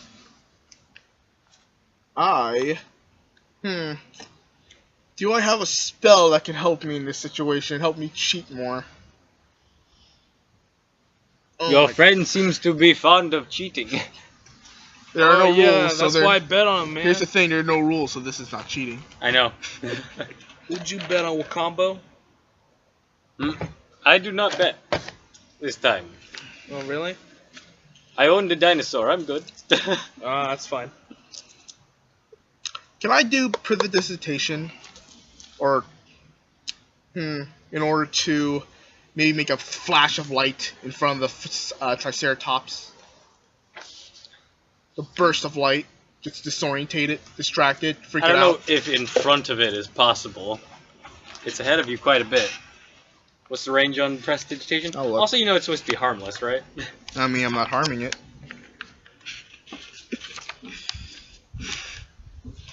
Let me see here. Prestidigitation. 10 feet, never mind. Yep, there you go. Yeah. 40 feet, right?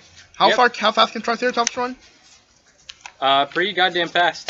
God And damn. this racer appears to be rushing and lashing her Triceratops. So. I will rush and lash the Hadrosaur then. Everyone roll again.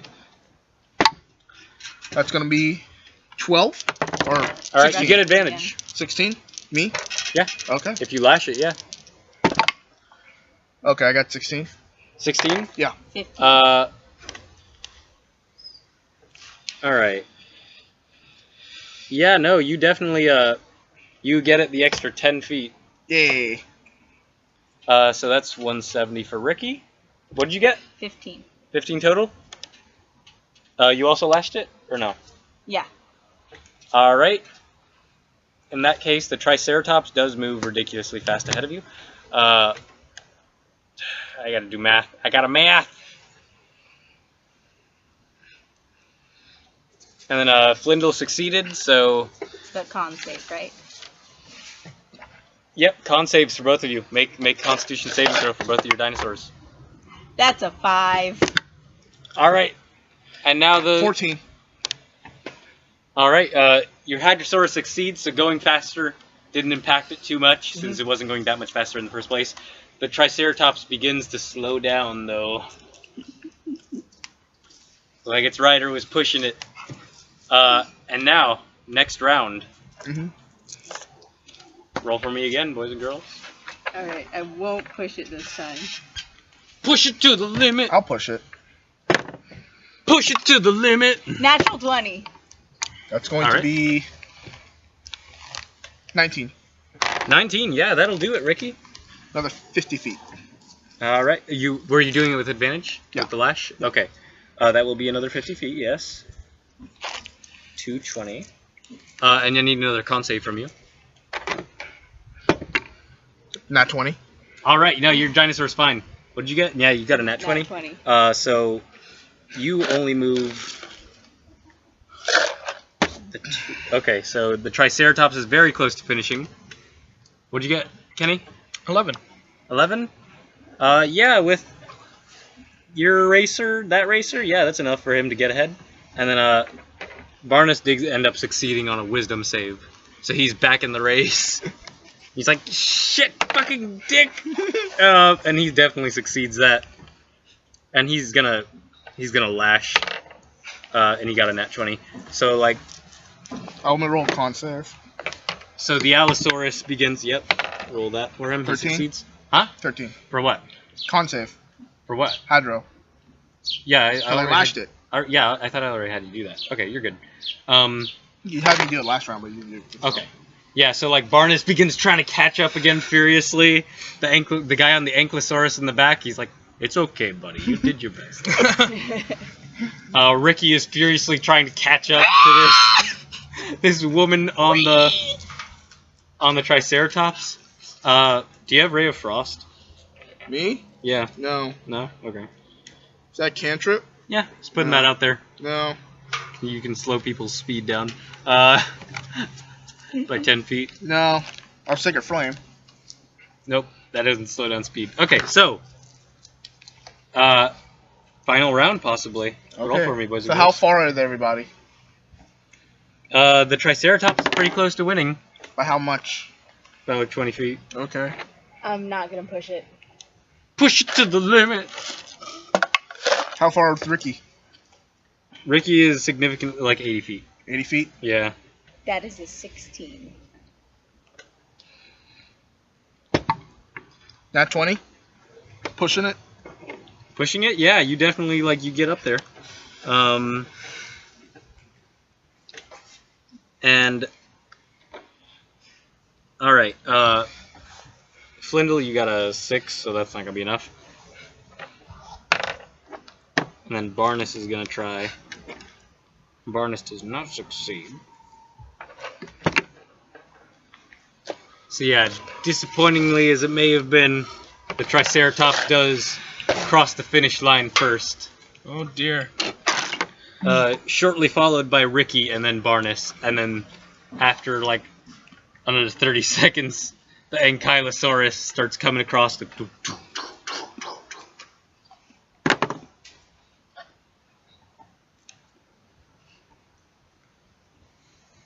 Looks like I lost 100 gold. You owe me, Ricky. Ricky, I bet on your horse, and your horse. This ain't a horse. This is a Well, beautiful creature known as a Hydromasaur. well, Yes. considering how slow you were going, it might as well have been a dead horse. Rickster. Oh, what are you gonna do about it? Kill me? No. Put a horse in my bed? No, I'm not the mafia, alright? You see people are cheering, they're like, whoa, this is great entertainment here. People are throwing like flowers to the Triceratops and shit, and it's like eating them. Why you gotta do this to me, Rickster? Why? Why? Why you do this? I know how we can make it up.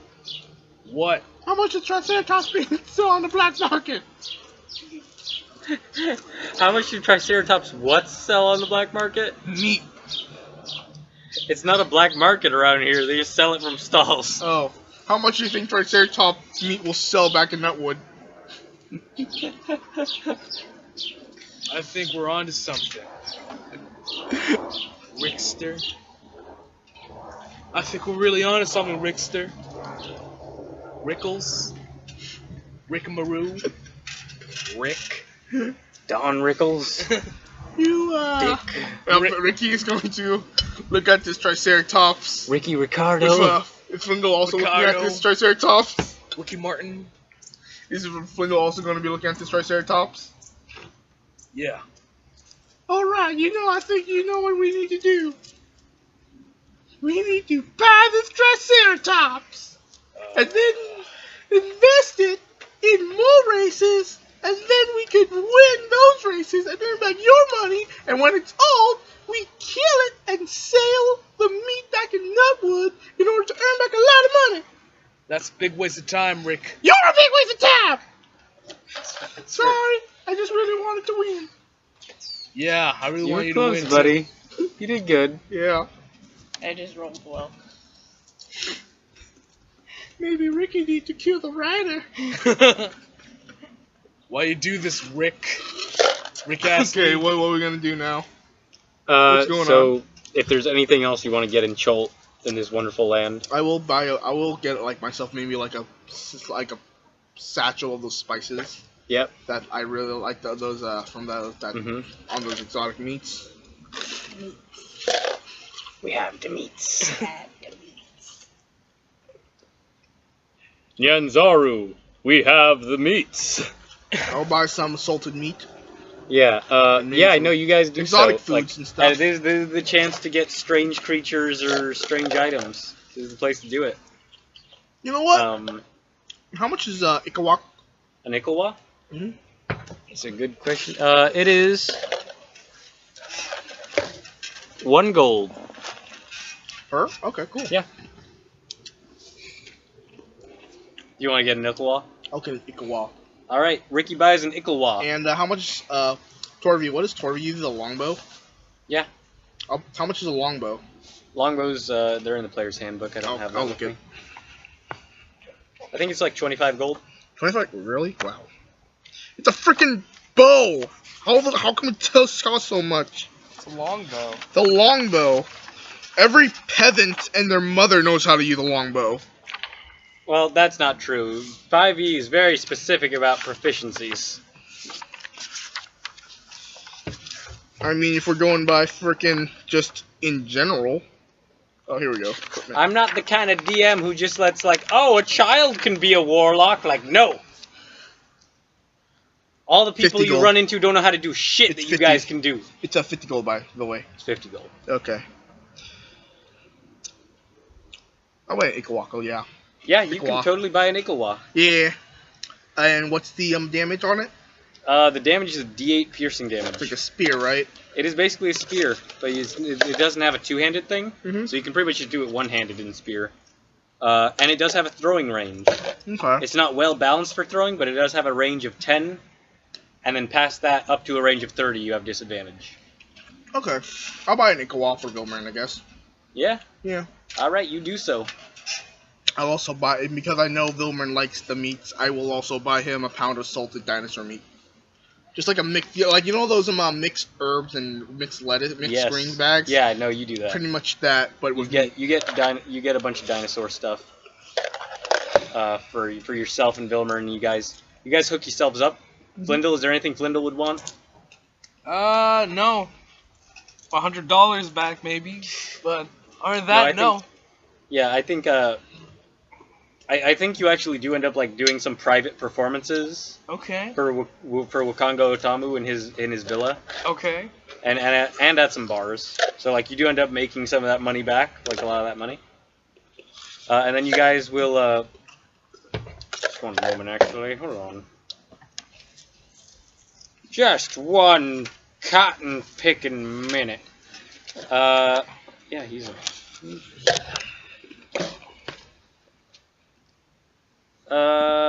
and bar any other intervention, you guys will leave. And I think there's a possibility. No, okay, no teleporting. So yeah, you guys go by boat. Mhm. And you get back on your boat. And you go and buy a different boat this time. It's one of Wakango Otamu's boats, his merchant boats. And he brings a retinue with him of servants. He gets his affairs in order because he really wants to see what the fuck this thing is that you have been infected with. Because he's genuinely curious. Like this is some knowledge even outside of the realm. Like this has piqued his curiosity. Alright. We have until 4. What time is it now? 3:43. Alright, we will finish up very soon. And you guys aren't in any rush, so I think you probably like do more of the Can't Say No to Cash tour. Ah, lovely. I mean, you yeah, no, we have a disease that might be killing you, but no rush. You don't no feel rush. you don't No feel rush. too bad for it. You go through the Dragonborn Kingdom of Hasfa. You go through Rockscale. You play the Dragonborn audiences. They love it. You know, you make your way around. You make a loop basically. You check out Svartalheim, and then you hit up Stalheim, Gosberg's hometown. Okay. And Torvi's. And then I think you make your way like.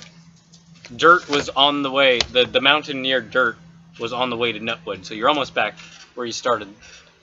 And then you stop by there. You're walking into this cave. You go through this temple, which like the doors are now broken open since Gosberg destroyed them. Perfect. There are these two statues that are to the sides of the entrance of these hooded figures with no faces. It's just a blank face.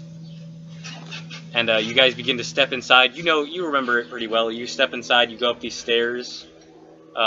There's the downstairs area where there was the dungeon. Bless you. Where old Jim was.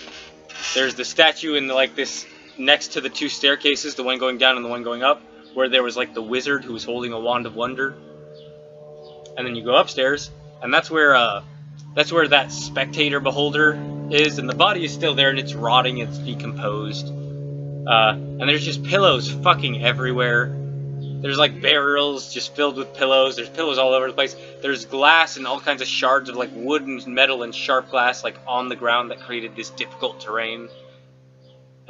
There's the shelves that you took the romance books from. And you continue making your way through until you get to this large temple area that had the pillars supporting it, and in the center of this like seemingly like carved into the ground magic circle, this room that is not lit up at all, but you guys are carrying in torches because only Ricky can fucking see in the dark. You guys walk in, and reflecting, you can see this pillar that contained the inky blackness about a year ago now, or a little less than a year ago. And it is not the same as you left it. This pillar it looks like where the inky blackness once was, there is now a cavity. And there is a hole that looks like it has been cracked open and surfaced outside of this pillar. Looks like we're in a whole lot of trouble. Hey, buddy. Hey, Romeo. I just got here. I've been waiting all day to come here. I was too excited because I realized Meg and Andy were coming. Yeah. What's up, brah? You want to sit down? I usually just sit down right here. Okay. So, Flyndal, what is your reaction to this? So you're saying that the pillar has been tampered with, right? Or Yeah, you can make an investigation check if you want to see yes, exactly like I'd like signs to- of like someone taking a pickaxe thing or something. Yeah, you can roll. Alright. Oh, Oh, I rolled that one. I'm a halfling, so I can re-roll That's that. right. You can re-roll that. Is it a once a day thing or what? It's anytime he rolls a nat 1 thing. 9. Checking this thing out, it's not obvious what the fuck happened. It's just obvious that there was this inky blackness, and now there is not. There is definitely a hole. Like, you could stick your hand inside this hole into the pillar, Okay. which is not a tall pillar. It's only like 6 feet high. Oh. It's strange. It's like this crystal monolith. And Wakanga walks up to it, and he's like, "Do you see this?" you know if there's any more chairs? Yeah, buddy, just hold on a second. He says, there are no markings. There's no one took a pickaxe to this. There are no chips. Except for these, the chips pushed outward onto the ground around it. No one broke this thing out. It broke itself out. Here you go, buddy.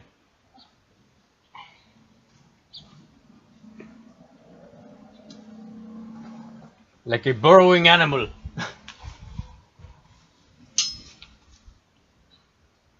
So you're telling me there was a burrowing animal in that thing? I think whatever this thing is burrowed itself out. Oh, okay. So, Essential Death thinks he might not be able to kill an animal that big. This is no animal. Essential Death, do you not think Essential Death would like to ask if you know if this animal could bleed? If it bleeds, we can kill it. you will. Good. There we You have go. put the Essential Essential Death's Death mind is at Batman. ease. He's Batman You now. have put the Essential Death's mind at ease, for the Essential Death was actually afraid for like 5 seconds. But only for that 5 seconds. I have never fought a power of that magnitude, so I would not be able to tell. Should I roll like a nature check to see if I know any animals that could burrow like that? You don't think this, based on his description, this was not a burrowing animal. Oh. This inky blackness burrowed itself out of its prison. Wait, so what happened to my arm? I thought it was attached to my arm. Oh my gosh, imagine it's just another version of your arm. Just turn into a giant version of your arm. Oh jeez. That's crazy. If that is the case, we're gonna be into the easiest fight ever. Yeah, I'll be like a 3-foot arm. Anyway. Your arm, that wasn't, like, the thing, you didn't see the thing jump out of the casing and then jump into your arm. Like, as soon as you accepted this gift, you got the ability to summon that thing, but it also, like, crippled your arm. Oh. So, like, there was a price for the gift, apparently, that you did not know of beforehand. Oh, okay, so that's how it works. It's like Fullmetal Alchemist. Yeah, Alright. exactly like Full Metal Alchemist. Okay. What? What? I'm just staring at I'm just staring at you. Stare at someone else. it. Okay. I'm gonna stare at you then. Fine. Now I'm just staring at the floor. Good. There's nothing living in this cave, right?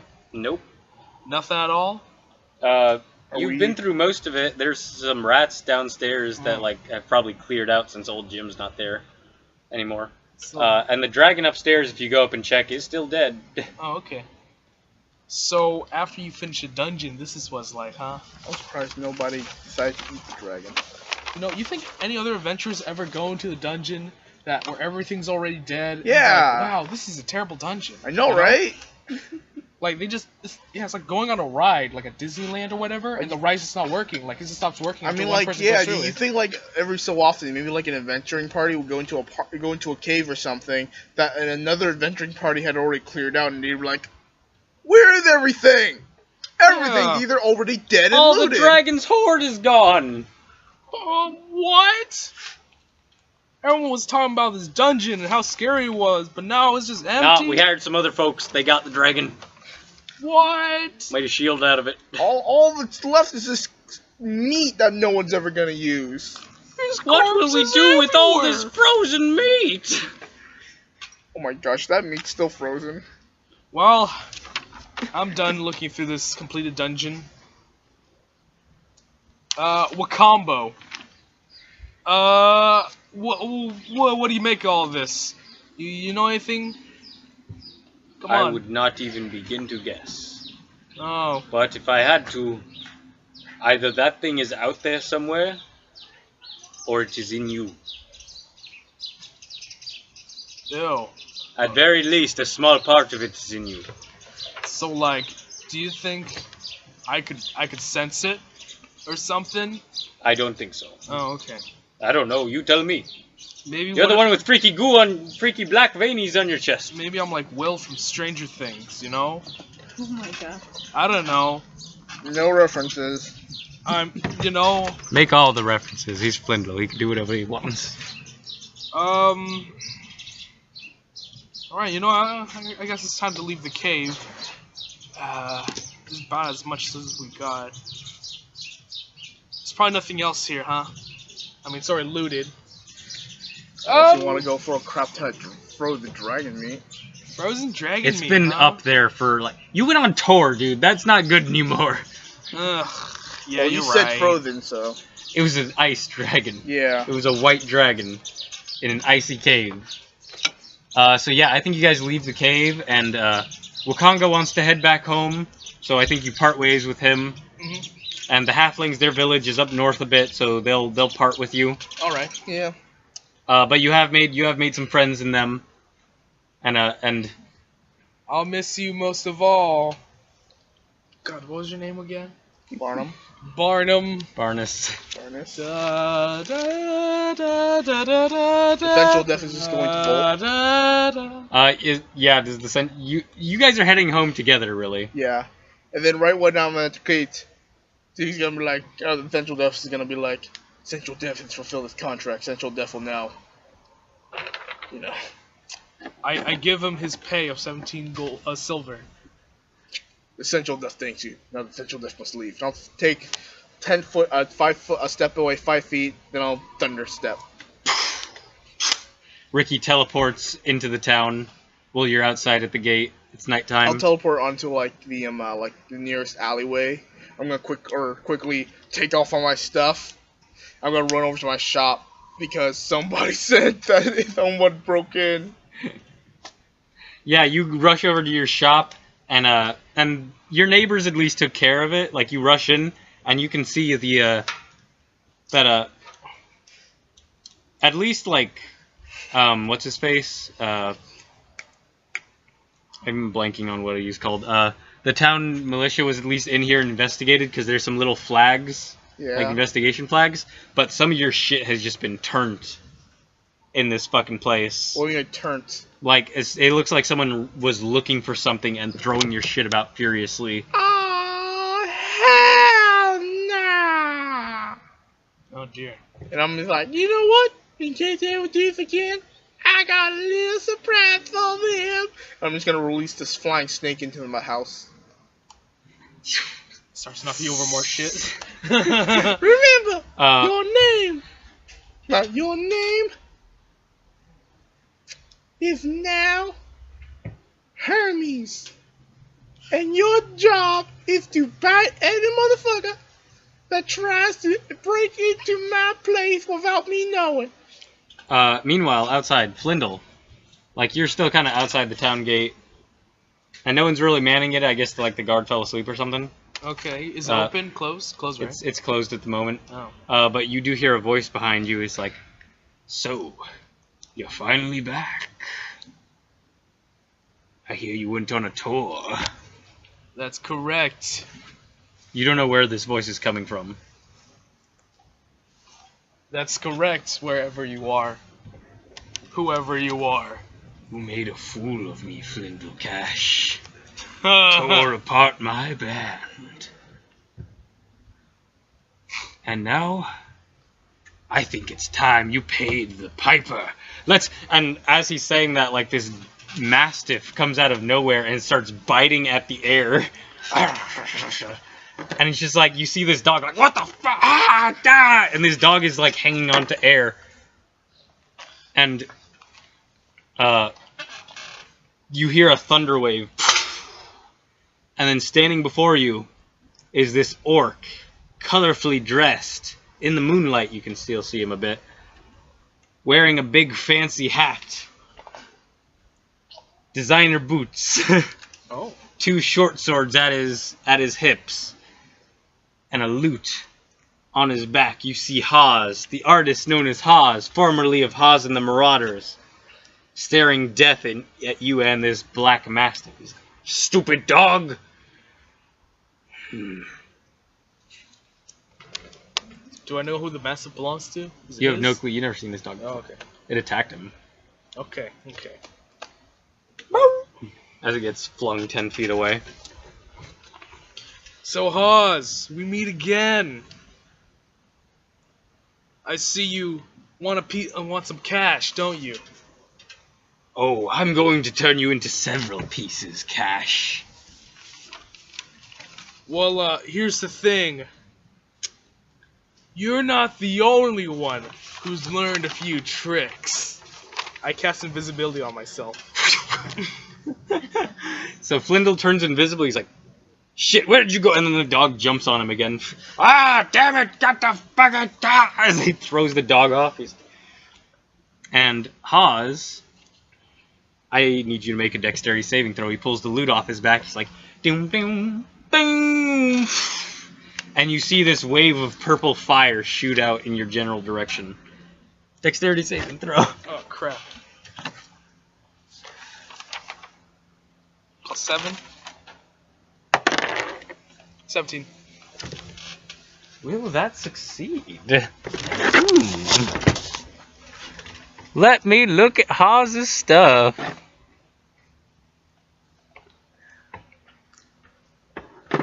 But yeah, with a 17, I think that's pretty good.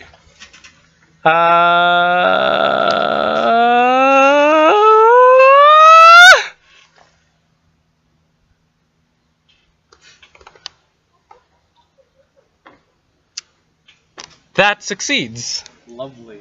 So this purple fire comes flying out towards you. And you manage to, like, oh shit, and you kind of like dodge out of the way. So none of it hits you, and you recognize this. This is fairy fire. Oh. If that had hit you, it would have been on you. It wouldn't have hurt. Oh, But it would have revealed me. It would have revealed you. Okay. He would have known exactly where you were by this fire. This violet fire. Hide all you want, Cash. But believe me, I'm coming for you. And with that, he will... And you can't hide forever. And the dog jumps on him again, and he's like, shit, get the fuck, what is up with this dog? Bah! And he thunder waves again. And the dog goes flying again, and he's like, we'll meet again, Cash. Believe you me, we'll meet again. And and he turns invisible again, and you hear him say, like, and there won't be anybody to help you when we do. Dog attack again. Wait, does he think I'm here the whole time? Because I'm just gonna sit there and say nothing. So he kind of feels stupid as if he's talking to me. Alright, well, you're both invisible, so neither of you knows where the other one is. Oh, good. Maybe he trips on me or something, or... No? No, you'd be so screwed. Shit, we could have an invisible sword fight, you know? The stupidest sword fight in his... Oh, that would be great. Greater invisibility with both of you. You're both invisible for a minute and you can't see each other. For a minute, you're just swinging at the air, hoping you hit something. Did I get him? Did I get him? But yeah, so Hawes the Marauder, the artist known as Hawes, probably retreats? Oh, You can't tell. You're both invisible, so you're just sort of standing there invisibly. Wondering if the coast is clear. And this dog, this mastiff, this black mastiff that you're not surprised you didn't see it because it's nighttime, and this is a black dog. Mm-hmm. He kind of walks up to you and sniffs you. I pet this dog on the head. Yeah, and you're a halfling, so like this dog is like pretty much you could ride this dog.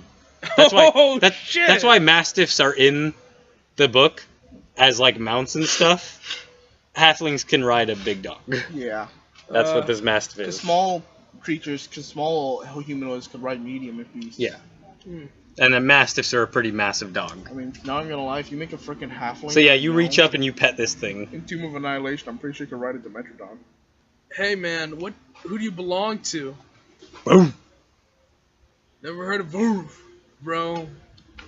Take me to your leader, man. Take me to your master. Boom.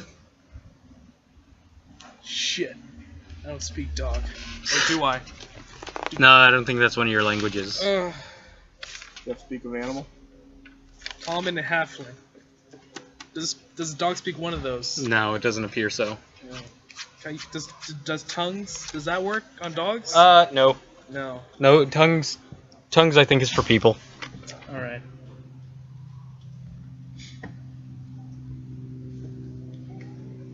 All right, what do you want to do? Well, first of all, I'm gonna reveal myself as the dog, You end your invisibility. and I'm gonna start slamming my hand against the gate.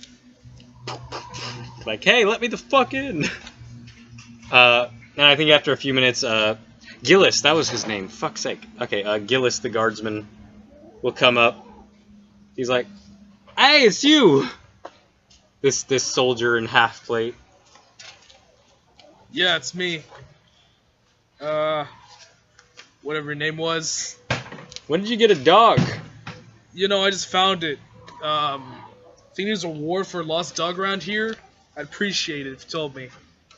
No, not really. Oh, okay. I guess it's gonna hang around me for now. Where's everyone else? Everyone's chilling at the bar. I guess that's where I'll go for now. And he looks pretty sleepy. He's like, it's late. It's nighttime. He's got a torch. He's like, okay, I guess I'll just fucking let you in by myself. And you hear him cranking the gate. And you have returned to Nutwood, and this dog follows you in. Lovely. Now I gotta figure out who this dog's owner is. I mean, have you tried looking at a collar? Does it have a collar? It does not. No. Then that dog is yours. It's mine now? Out of nowhere? Yep. Shit. Flyndal Cash can't take responsibility. It hates Hawes the Marauder, so you got that going for you. Flyndal Cash. He's gonna head to the inn. Alright, you head to the inn. And you guys had to be done at 4? Yeah. Alright, it is 4:06. Okay. Alright.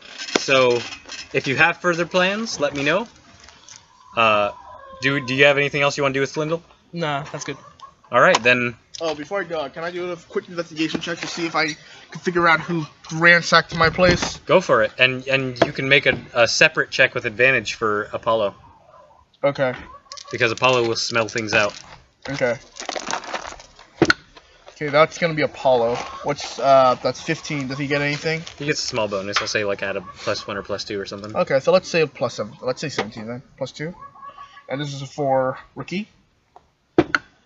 That is a investigation, right? That's gonna be 16. 16. Okay, you're pretty sure they just came in through like the window, like your back window, where no one would see them. So this person broke in with lockpicks or something. They jimmied the window, made their way inside, and they just started tearing the place up. And like your bed is overturned, some your wardrobe is thrown open, and I think like actually like you open your wardrobe and one of your sets, because you have more than one set of like cultist kind of shit. Yeah. There's a knife with a note stabbed into them, putting them into the wall. Yeah. And you pull that off, and your clothes flump to the ground in a pile, and you read the note, and it's like,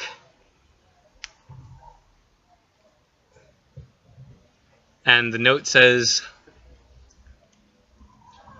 "You have not been forgotten or forgiven."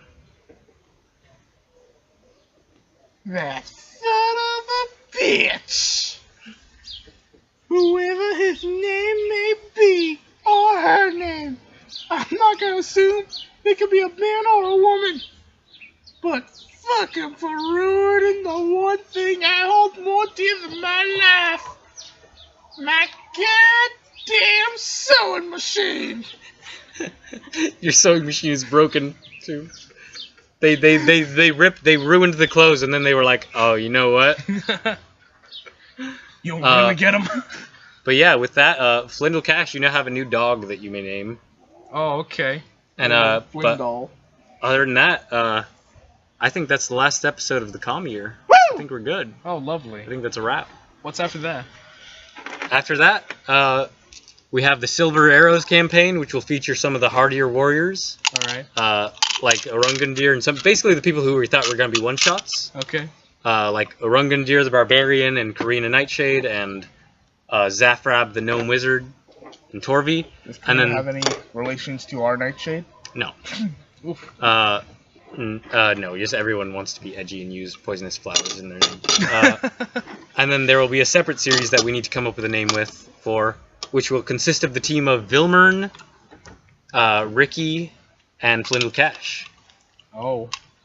Okay. And actually, like, at the end of the year, I didn't tell you about this. At the end of the calm year, this was described, but basically, like, at the end of the year, you go to the bar one day. After doing other things, Flyndal and, like, Vilmern and Ricky are also there, and they're staring at something, this piece of paper on the wall. And you walk up to it, and it's like this caricature of an orc with a big floppy hat. And it says, "Wanted dead or alive, Hawes the Marauder." Oh, shit. Okay. What's the bounty? A lot. Oh, I like the sound of that. Oh. And Ricky says, "I bet I can use that to make tons of bazingas." Tons of what? Bazingas? Whatever the hell you said, balubas. You said something ridiculous. Okay. And that's a wrap. Nice. It's another series wrapped up. Will we ever get to fight a gazebo? I don't know. Goodbye, everyone. Bye! Bye. The fuck is my thing?